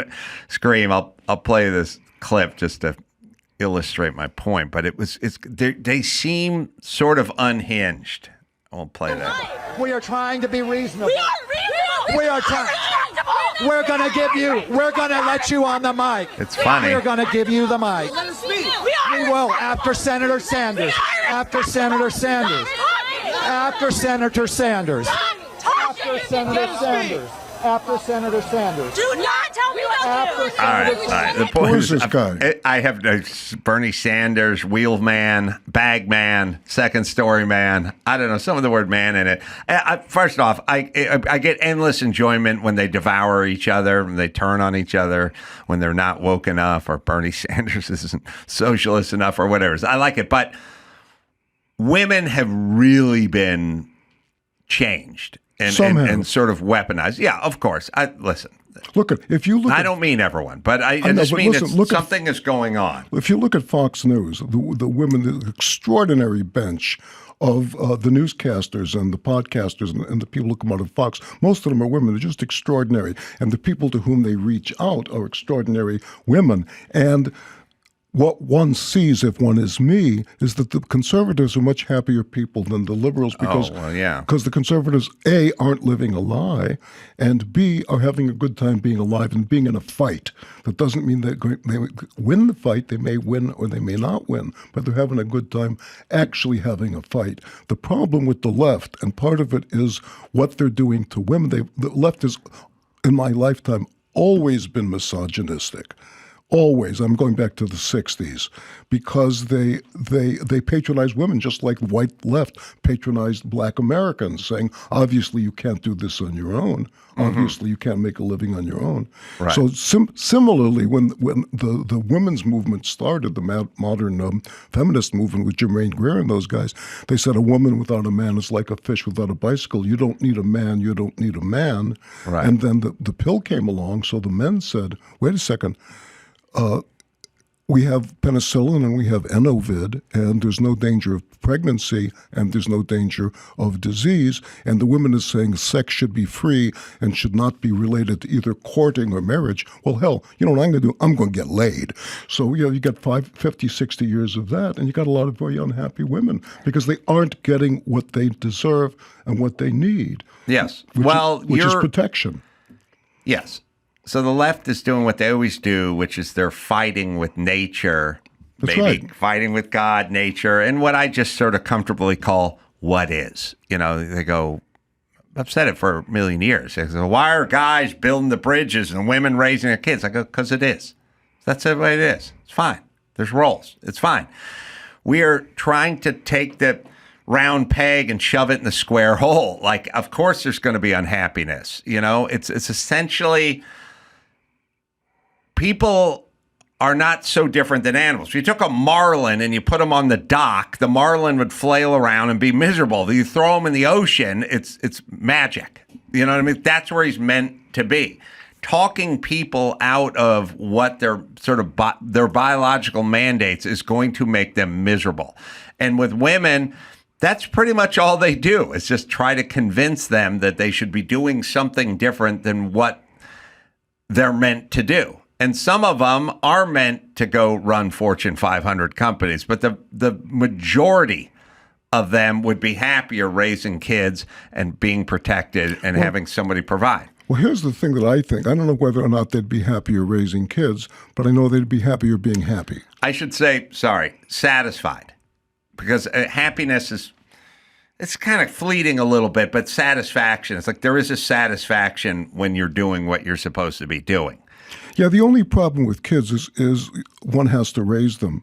And the good part about men is for 10 million years, women have put up with our lies, saying, geez, I'd love to stay and raise the diaper, but I have to go out and... Right. The perfect gene. Oh, it's hard to find genes that fit right. Well, it was until I got a pair of the perfect genes. That's right. Finally found genes that don't crush your junk or make you look like you're smuggling a diaper. Life's too short to wrestle with that denim. The stiff denim. You got to be comfortable these days. These genes actually move with you. Whether you're wrangling the kids or fixing the sink or just sitting around acting like the king you are. Over 400,000 guys, old, young, big, small, swear by them. And they're not in a cult. They just love good pants. That's the perfect gene. Your nuts will thank you, and so will your wife or whoever you're dating. It's the perfect gene. Right, Dawson? For a limited time, our listeners get 15% off their first order plus free shipping at theperfectgene.nyc or Google The Perfect Gene and use code ADAM15 for 15% off. That's 15% off for new customers at theperfectgene.nyc with promo code ADAM15. After you purchase, they'll ask you where you heard about them. Please support our show and tell them we sent you. F your khakis and get the perfect gene. There's blame to go around. I'm saying the Democratic Party has taken women and tried to convince them that they shouldn't be doing what they sort of long to do or what's sort of biologically mandated to do. And then they take young boys who are biologically mandated for rough play and rough housing and wrestling and told them that was toxic masculinity and to knock it off. So you got a bunch of young boys who are 9-year-olds who want to just go out on the lawn and wrestle each other, and they're being told to go in the house and watch TV, and you got a bunch of women who want to dress up and dolly and stuff like that, and they're told not to do that. And so they have a miserable generation. Yes, that's correct. So as we see, if you start with a lie, you have to keep, as everyone's saying now, doubling down, because people get used to the lie, and you have to say, well, they say it's a terrible thing to be a housewife. Okay, we won't say a housewife. Now they're saying it's a terrible thing to be a woman. Somebody doesn't want to be a woman, they want to be a man. They say, yeah, it's a terrible thing to be a woman. So the left keeps chasing absurdity to the point where they're saying we have to defend illegal aliens who are criminals and have come here and we're going to stop them from being deported, although they've committed heinous crimes and broken our laws, because we have to give preference to the to the illegal immigrants rather than to American citizens, because the left keeps chasing absurdity farther and farther and farther. And the most interesting, to me, thing I saw lately was Greta Thunberg, right? Greta comes out and she says, the earth is burning. I'm going to stay home from school. Right. Okay, good for you. Woman of the Year, Nobel Prize, the earth is burning. You stay home from school, girl. So now it turns out the earth is not burning, that the polar ice caps are getting thicker. It never was burning. So what does Greta Thunberg do? Does she go home and say, oops? No. She gets on a boat and she goes to Gaza, because now she's defending, who the hell knows what she's doing in Gaza. Yes, it's an interesting thing, which is, if it wasn't a movement, then there would be some diversity on the different subjects, you know? Like if somebody said to me, Greta Thunberg, do you know her? I'd go, no, I don't know. Do you know anything about her? I know she hates global warming. Okay. Where do you think she comes down between the Jews and the she's definitely on the Palestinian side. It's like, well, how do you know that? Yeah, I know. Exactly. But here's going my to be the opposite of everything. Here's my question. What do the two things have to do with each other? The answer is nothing. Nothing. Other than they're a way of working one's way farther into the group and making sure that that person is protected. Yeah. How did everyone on CNN who learned to pronounce the word ivermectin 15 minutes earlier become an expert on ivermectin? They've never heard of it. I mean, they answer. When someone is sort of agnostic, then I know at least they're being intellectually honest. You know, somebody said to me, ivermectin, hydroxychloroquine, is it effective in fighting COVID? I'd go, I don't know. Talk to your doctor. Yeah, sure. I wouldn't have a very carved out, strong opinion about it. That means you're lying. It's impossible. You've never thought about it. You've never brought it up. You have no background in it. You have no expertise in it. You know nothing about it. So how is that?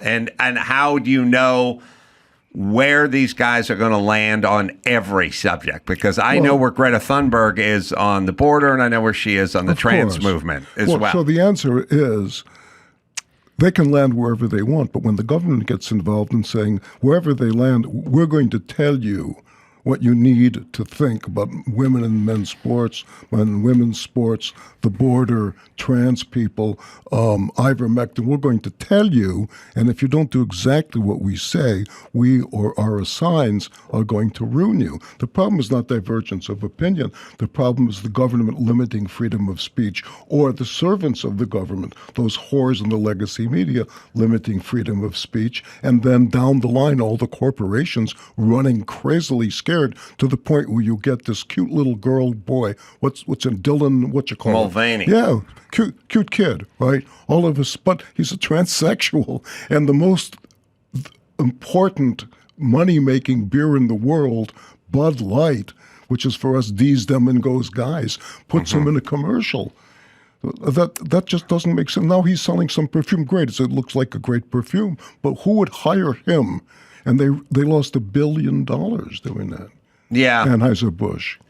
Well, the companies are just running scared, trying to glom on to some dollars, saying we could make more money at our Target if we made a Pride aisle during Pride Month or something. Now, they don't care about Pride or gay Pride or Dylan Mulvaney.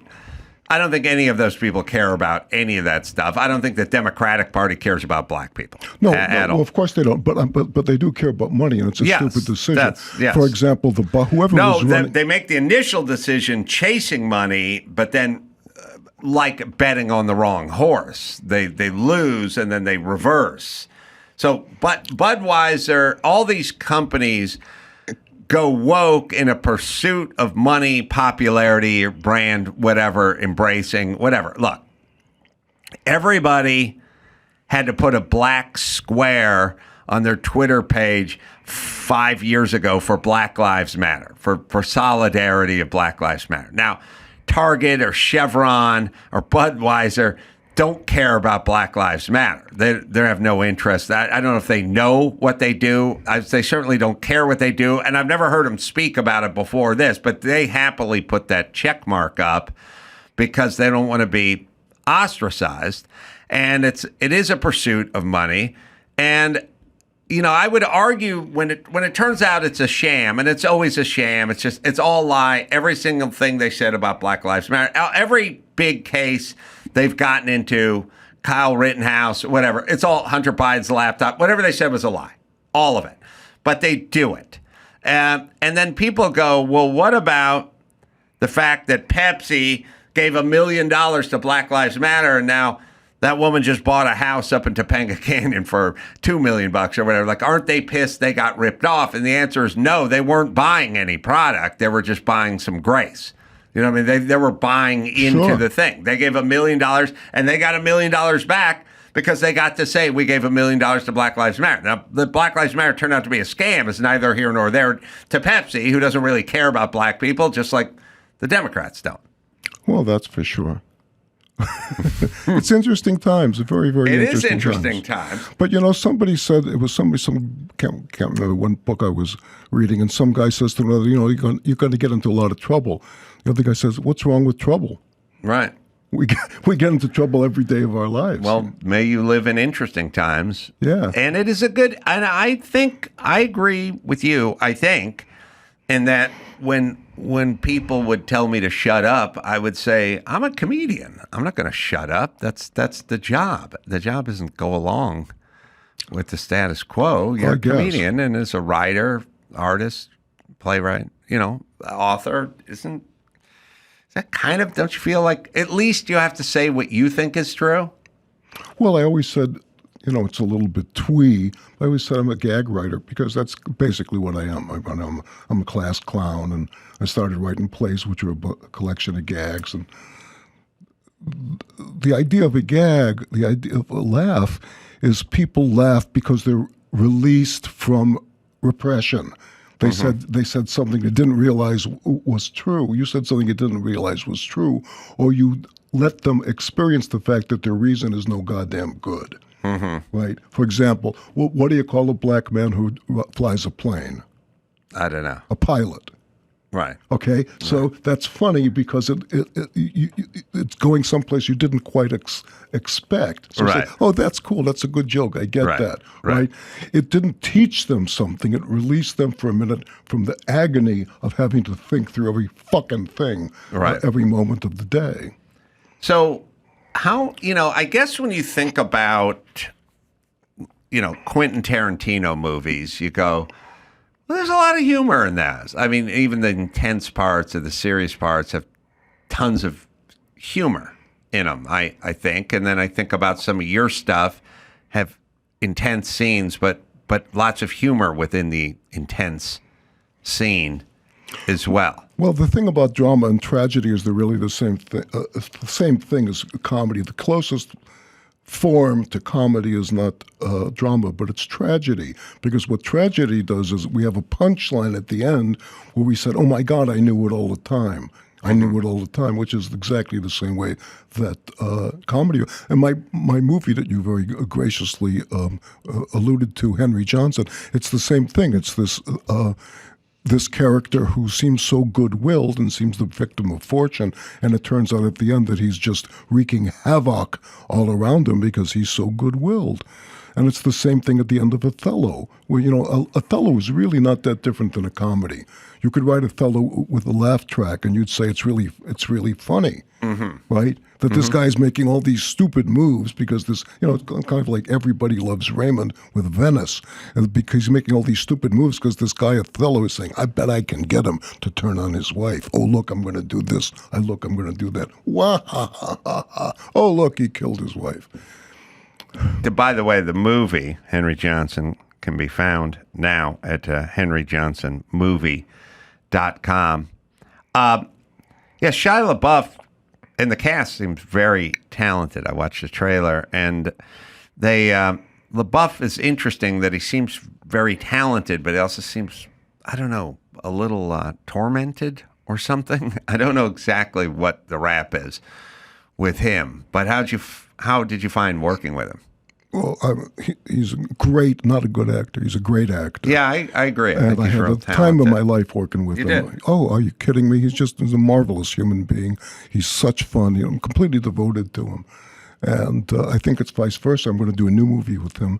and I'd do anything with him. And he said I was going to do this movie where he played Oswald in a JFK movie I was going to direct, and Louis C.K. was coming very close to saying he was going to play Jack Ruby. It was a great cast, but other than that, I don't know about Tormented. I haven't seen anything. I mean, I see him on TMZ, yelling at people or something like that. Like they painted him as if he's like a little unhinged. I never met him, but don't know him. Well, eccentric. Let's say. And we aren't. I don't know. Why? Well, listen. Why am I not driving a cab, and why are you not working at Jiffy Lube? Yeah. Well, I don't know, because people are trying to convince me that there's something wrong with me, but I feel really sane. But I'm then not maybe saying that's there's something wrong with part you. of my insanity. No. Eccentric is not the same to me as being fucked up. Right? It's being individual. Well, I don't know. Let's talk about that process. I was a person that was good with my hands and kind of good at sports and really attracted to mechanical things. I think they don't really understand it, but when a person, like a young person, they understand when a person's very attracted to music or singing or dance or even loves kids or loves working with animals. Like at a young age, it kind of presents. I was a mechanical nut when I was a kid. I was attracted to it, just like a person that loved dance or performance or anything or singing, and it was just something I was very attracted to. And later on, that's why I probably became a carpenter. But I kind of quickly realized that the stuff I liked the best, which is cars and racing cars, was way out of my price range. I wasn't going to be able to do it. I had to drive a truck. I didn't want to drive a truck. I wanted a cool, fun sports car I could wrench around on and stuff, but I never was going to get it. And then I would get the car magazines and I would just stare at them like a 14-year-old looking at a Playboy, and I could see I'd see the price tag. It's a 94 BMW M3, $41,500. And I'd be like, I'll never have it. I'll never own that car. And then I thought, you do have an ability to do comedy. You have an ability. And if you explored that, probably not, but maybe it would pay off and you could get that BMW M3. Well, then look what happened. Yeah, but it was pretty pragmatic with me. I like it. It comes fairly naturally. It doesn't feel like work, but it was a sort of pragmatic decision to a lot of to a great extent. It wasn't as pie in the sky, or it wasn't that artistic. It was just like you could do this or you could do that, but this pays a lot more than that. Well, it doesn't. If you have to, one has to support oneself. It doesn't make any difference what pays more than what. You got to take a job. Yes. Right? And if you don't, the people who go to these elite universities, these people screaming here, they've never had a job. Yes. So what did they learn? When shut up, show up, and if you can't stand it, leave. Right. But someone's going to be paying the rent. So someone is paying the rent to these savages over there, whether it's mom and dad or the Palestine Liberation Front, or they're getting a scholarship from these universities who are saying, hey, come to our place and scream. But that's how one learns to control oneself. Right? Yeah, listen, I saw the story the other day of, Trump wanting to take the money away from Harvard and give it to trade schools. And I was like, God bless. Amen. I love that story. I've been shouting about it for years. Trades. Amen. And so many people, especially in my various rackets, they think that they can, as it says in the old Jailhouse Toast, get your ass in the water and swim like me. Mm-hmm. So in show business, you got to get your ass in the water and swim like me. So someone who thinks they can lead this by going to some school and getting a degree, which is going to let them cross-deck themselves into our business, they're never going to do it any more than in boxing. It's going to be the rich kid who says, train me, but I'm not going to spar. Right. It's the same thing. You got to get the shit kicked out of you in a slave. Did you know where you were going with your writing and playwriting and creativity early? Were you drawn to it very early? I still don't know where I'm going. Well, yeah, I get that part. I mean, did those around you encourage you? Did they say, no, they didn't. This is what you should be doing? No, not at all. I was an actor, and my friend William H. Macy, we started a bunch of theater companies together. I said, Bill, I'd be the first person to say I'm the world's worst actor. He said, Dave, you'd be the second person to say that. So I was working at Second City in Chicago very early on. They just started. I was a busboy, and I was very friendly with the family. The Solons family owned Second City. How old were you at that time? 17, 18 years old. Mm-hmm. And so I would see the shows every night, 3 times a night, working as a busboy. Did you take the Second City job because you were attracted to that environment, or is it because you were just needed a job as a busboy? Well, both. I mean, I was in high school at that time, and I was friendly with the family that owned it. And somebody said, son, don't go into the theater. If you do that, all you're going to have is fun.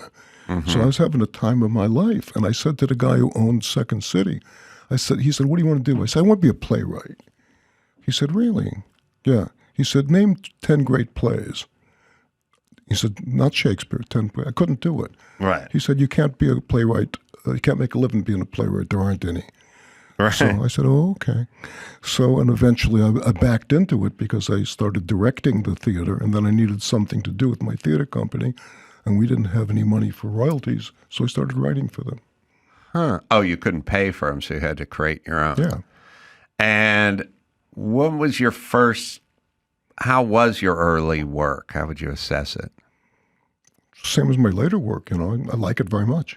Right, so you didn't, meaning most stand-up comedians, if you go, I'm going to show you a tape of you doing comedy when you're 22, they go, no, I don't want to see it. I don't want to see it. Oh, I was such a hack, or I didn't know what I was doing, or it was bad. They wince when they see it. But I don't know if playwrights have that feeling. No, because the thing about playwriting for real is you do it for an audience, and if they like it, you get money and you don't have to go back to cleaning offices next week. If they don't like it, you better fix it, figure out how to fix it, or give it up. Mm-hmm. So it's playwriting is a constant test. So you learn from doing it for an audience. It's the only way to learn. You can't learn playwriting in schools because all the audience is suborned. Right? They're your fellow students. Then they say, well, I'll laugh at this, although it's not funny, and I'll tell you it's great, and blah, blah, blah. And P.S., I'd like it if you did the same to me.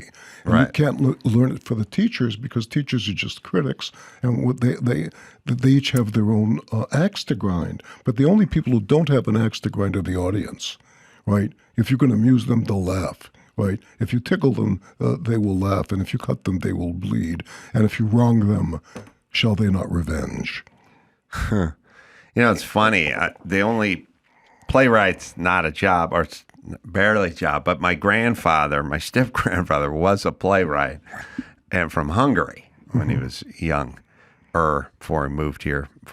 He was a Jew in World War II and Hungary and Hitler and all that kind of stuff. But in Hungary, playwriting was a job back then.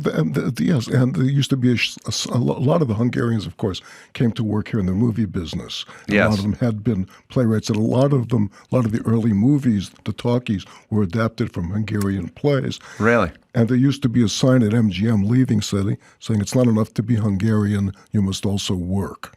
It's interesting that was such a culture, because Hungary is very exotic or foreign to most people around here. Mm-hmm. I mean, you get France and you get Germany and you get England, but Hungary feels weird, and small, and nobody knows. My whole life, my grandfather would cook, and I'd say to people, have you ever had chicken paprikash? And they'd go, I don't know what the fuck you're talking about. I go, with no kettle, and I'd go, goulash, come on, it's good. And they'd go like, I've never even... and believe me, I've looked, in all of this city, there are literally 2,000 sushi joints and 4,000 Indian joints and 10,000 Thai places. There's not one Hungarian restaurant. It's too weird for them, or it's considered exotic or something. It's great food. But the point is my grandfather came here, and like was taken in by the Hungarian artist community, who, by the way, it wasn't the government taking care of him. It was the community that took care of him. And they, he barely spoke English, but they gave him a little stipend, and they all ponied something up and got him a room to stay in and stuff like that. And they helped him. And then he was writing, next thing you know, he's writing Gunsmoke and Bonanza, and, gets nominated for The Affairs of Susan, and he writes The Mole People and stuff. He has a career. That's great. Yeah, it's kind of crazy, but he would tell me, there was a lot of Hungarian writers here. And I thought, and his brother, Bela, was a celebrated Hungarian writer in Hungary as well. And he would tell me stories, I'd go bedtime stories. I slept there a lot. He'd make up these stories about the man with two heads, but they argued they didn't want like the same food, and stuff like that. And that's why I realized, the Hungarians, all they do is they're storytellers. It's wonderful. They're also great photographers, some of the greatest photographers in the world. Really? Hungary, sure. Robert Capa. Did not know that. Emery Curtis. So you then, I guess, obviously aware of this wave of Hungarian writers that came here early, all coming off of being playwriters and now coming into the film industry, right? There's a famous story that they all lived around Santa Monica. All the Eastern Europeans, the Central Europeans, they were all Jews. They lived in Santa Monica, and they were Billy Wilder, who was Austrian, came into a meeting of them one day. They were all hanging out drinking, and they were all speaking Hungarian. And Billy Wilder says, boys, this is America. Speak German. That's funny. And by the way, Hungarian, it sounds like gibberish when you hear them talking. It's a crazy. It's like Finnish, I believe, right? I don't know. I do know when you hear people speak Spanish or Italian, even French, other languages, you pick out little bits and pieces of things you could understand. Yeah. Not with Hungarian. You don't know anything they're saying. They're just talking in what sounds like gibberish. Mm-hmm. It's just weird. It doesn't seem to resemble anything.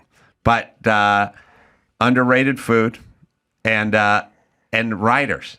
And I didn't know that. It must have been from, 1930 to 1965 or something at some point. Maybe but also the wine, coming. Right? Bull's blood, right? Yes. The wine. Yum. Yes, I agree. I'm a big fan of the Hungarians. I just thought it was peculiar that they came here, but I guess they wrote plays and then they came here and made movies. They came here so they wouldn't get killed.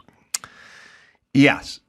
Laszlo Gorog was a Jew, and he figured out which way the wind is blowing. And I tell people all the time who sit around and talk about Trump being Hitlerian, I'm like, why don't you move? Because if he's coming after you, why aren't you moving? Because Laszlo Gorog got which way the wind was blowing in Hungary, I don't know, circa 1940, and he left because he did believe there was a real menace coming his way. He was a Jew.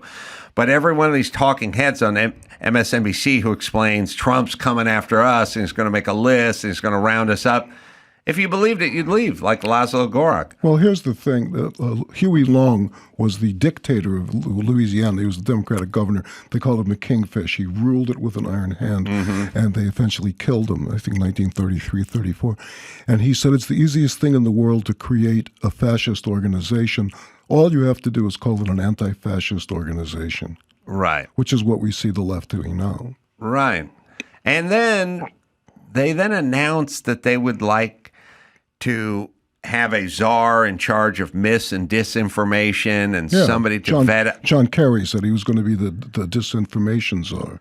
That's great. It's great and ironic, isn't it, considering what they've said, been wrong about for the last several years? Well, sure, and a lot of what they've been saying about a lot of things, for example, immigration, is we need a new law. And Trump said, no, you just need a new president. We have a law against disinformation. It's called the First Amendment, which means there can be as much disinformation as you want. You choose. Yeah, I find it ironic that they're trying to sell this. It's a strange thing to try to sell. And then it's also sort of telling, like when it came to COVID, there are governors that leapt into action to shut down everything they could possibly shut down for as long as they could and punish people to the greatest extent they could. And I thought, that's a bad instinct in a governor or anybody's in a position of power. Think of how much power it gave them, right? They set the template for the government can do whatever it wants. First time in the world, the government told you what you have to stick in your body, for God's sake. Right. Yeah. So what do you think is going to come out? Like I told Dr. Drew 5 years ago, I go, look, it's just going to get worse every day. The more you find out about Fauci, the worse it's going to get. There's no good news. It's all just going to be bad.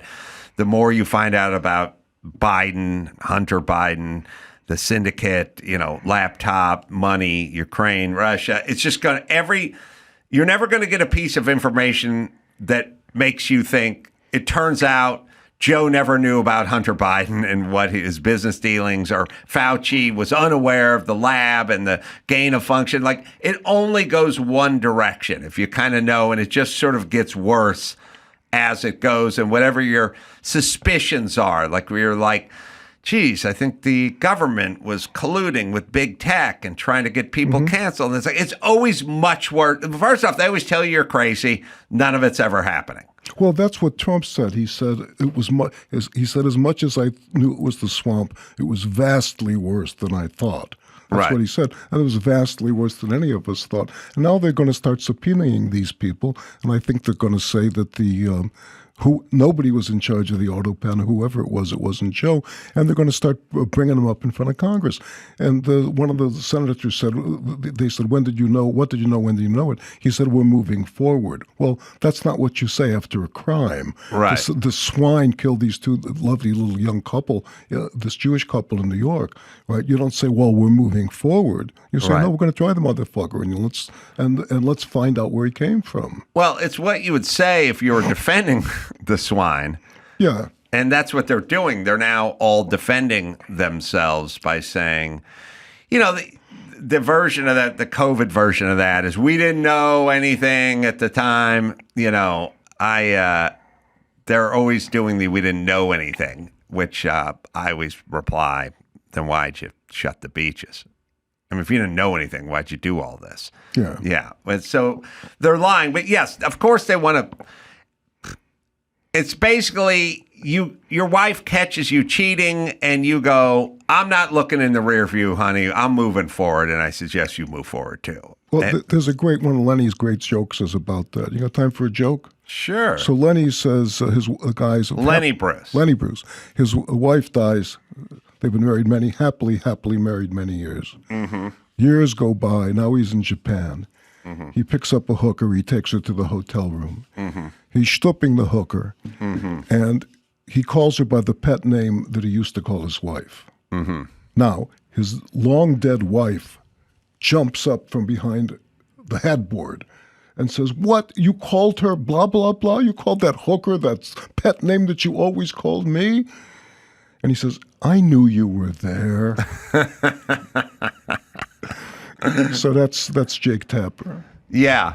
Sad, weird. I also realize people don't know how to interview these people, or they don't do it with enough. Well, some do. I mean, you look at Peter Doocy interviewing people in the White House. Yeah, no, I get there's that, but people are doing like long form sit downs with Jake Tapper, and they're not really following up on the right. That's right. They're not asking the right questions. Yeah. And it's weird. It's also kind of his argument. I mean, their argument, as far as Biden is in his condition, is sort of like you give someone the keys to your car and then they crash it, and then they say, you shouldn't have given me the keys to the car. I'm a horrible driver. Like, I don't know what I'm doing. Like, it's essentially them saying, I'm going to sue you for crashing your car because I'm incompetent. And Jake Tapper and the rest of the mainstream media is just basically saying out loud they didn't know what they were doing because there's no other conclusion to draw. That's right. Well, look at Joe Biden, God bless him. I love the fact he keeps getting trotted out. And his wife, the fake Dr. Jill, they were on The View, and somebody asked him, people have raised questions about your competence during your administration. Would you care to answer that? And he couldn't. Right. And Jill stepped in and answered the question. Yes. I mean, what else do you need to know? I think I tweeted, and maybe you can find it. I tweeted about that, and it got retweeted a lot. I said, it's essentially, I'll paraphrase me because I can't remember, but it's like saying to someone, have you been drinking tonight? And they throw up on your shoes. Like, it's like, we don't need you to respond. Yes, that's very good. Yes, you have. Yeah, that's what it was like. Literally saying, some people say you weren't competent, and 30 seconds into an rambling mishmash of verbiage, your wife jumps in and finishes the statement. Yeah, well, it is what it is, right? So we got out of the habit of speaking the truth, of hearing the truth, and we got into the habit of whispering the truth. People would come up to me on the street over the 4 years of Biden, and they'd whisper. They say, I saw you at this conservative event, or I saw you at this Israeli event. I think what you, blah, blah, blah. It's a terrible country. That's terrible what happened to the country, and it's good that it's getting addressed. And I think you see it in the business. My experience is some of the grips and the sort of sound guys, tech guys, like on sets would like come up, look over each shoulder like a Murano, and go, "Hey, I agree with you." Well, of course, everybody below the line, right, was always conservative because they work for a living. And I did Bill Maher's show, I just did it, but I did it several years ago. And he said, oh, come on, there's blah, blah, blah. We have complete freedom of speech here. I said, I just walked through the parking lot at CBS. There were 3,000 cars. Not one of them had a Trump sticker on. This was when he was winning before. What would have happened if he put the Trump sticker on? Right. Oh, humana, humana, humana. Right. Okay. It is, it's great to say it is what it is. Right, to say mom really is an alcoholic rather than, I guess the cat set fire to the couch. Right. We have the Joe Biden clip from The View, and my tweet's out there somewhere. I don't know if you can find it. Did we get to see it? Yeah, we'll look at it. It is. We're living an upside down world, but all right, here it is. Mr. President, since you left office, there have been a number of books that have come out, deeply sourced from Democratic sources, that claim in your final year there was a dramatic decline in your cognitive abilities. In the final year of your presidency, what is your response to these allegations, or are these sources wrong? They are wrong. There's nothing to sustain that. Number one. Number two, think of what we were left with. We were left with a circumstance where we had an insurrection when I started. Insurrection. Not since the Civil War. Oh, yeah. We had a circumstance where we were in a position that the pandemic, because of the incompetence of the last outfit, end up over 1 million people dying. 1 million people dying. And we're also in a situation where we found ourselves unable to deal with a lot of just basic issues, and which I won't go into in the interest of time. And so we went to work, and we got it done. And one of the things that and Alyssa, one of the things I think is that all right, the people. Okay, it's perfect. Yeah. Well, first off, Game 7 match. Yeah, the question was about his cognitive ability, not what he inherited or what he got done. These things are pretty basic. It's a sort of a, look, if you're not impaired in any way, then you go, just listen. There's tests. I'll take the test. You can film me taking the test. Yeah. Let's just take the test. It's my basic. Cop comes around, pulls you over on the side of the road and goes, pop the trunk. And you go, I'm not popping the trunk, but there's nothing in the trunk. That's good, yeah. But the other thing is, I had a good thought, but it seems to have just gone away. No, you talk. All right, I'll talk. it's a time when they're asking us to not believe our own lying eyes, which is when I think they got to their zenith with the cheap fake. Oh, yeah. They couldn't, exactly so. They couldn't even say that it's an alteration. They had to make up a word to describe it. Right. And I'm watching 2 minutes of a guy at a Juneteenth celebration standing next to George Floyd's brother and a he-she in a dress. And Shaka Khan is playing on the stage, and the lights are on, but no one is home. And it is exaggerated because it's in a setting where music is playing. So all the people around him are sort of on the same page, like when you're at a concert and everyone's bobbing their head and sort of weaving a little bit. And he's glassy-eyed and has a 5,000-yard Vietnam vet stare. And they're explaining to me that that's a cheap fake because it's an edit. And I'm like, yes, it wasn't the entire Shaka Khan concert, which is an hour and a half. It was 3 minutes of him doing this, but they're like, that's an edit. And I go, well, P. Diddy beating his girlfriend in the hall of the Marriott is an edit. The film goes 24/7. We could watch people get on and off the elevator, but they edited out a minute that shows him beating his girlfriend. Yes, it's edited. Well, but here's the other thing. It's not a cheap fake. Does anyone on CNN say that P. Diddy tape of him beating his girlfriend is a cheap fake because it's just an edit of a longer tape? Well, they also said that him flipping burgers at McDonald's was staged. I thought that was yes. He hasn't been working there for 15 years. That's really. But my wife, when I was talking to somebody after the first debate, who was used to be a friend, kind of a semi-acquaintance, and he's a stone liberal, and I said, the guy's obviously the debate. You looked at him; he's obviously senile, and the guy said he had a cold, and so we left and. My wife said, God, how could someone who's that smart say that? And I said, because he's stupid. Because that's the simple answer. Right. You've got to be pretty frickin' stupid to vote for somebody, for the president, who literally would not let your daughter get into the car if he was driving the Uber. Yeah. And I guess at the end of the day, there's a kind of that's a kind of a bottom line smart, which is you're just not able to digest the information that is coming. Yes, he was tired from travel. He was at Camp David for 2 weeks. He had a cold. Everyone's had a cold. You sound different, but you don't think different unless you're on tons of medication. I mean, it is an interesting time to study, though, if you're the sort of philosophers like you who like to just sort of step back and look at things and go, wow. It's fascinating if one can keep one's head, which I'm trying to do. Mm-hmm. And one of the ways I try to keep my head is to sit down and write about it, like the essays in the book. Sit down and write about it. I'm looking at one thing, can I make sense of that?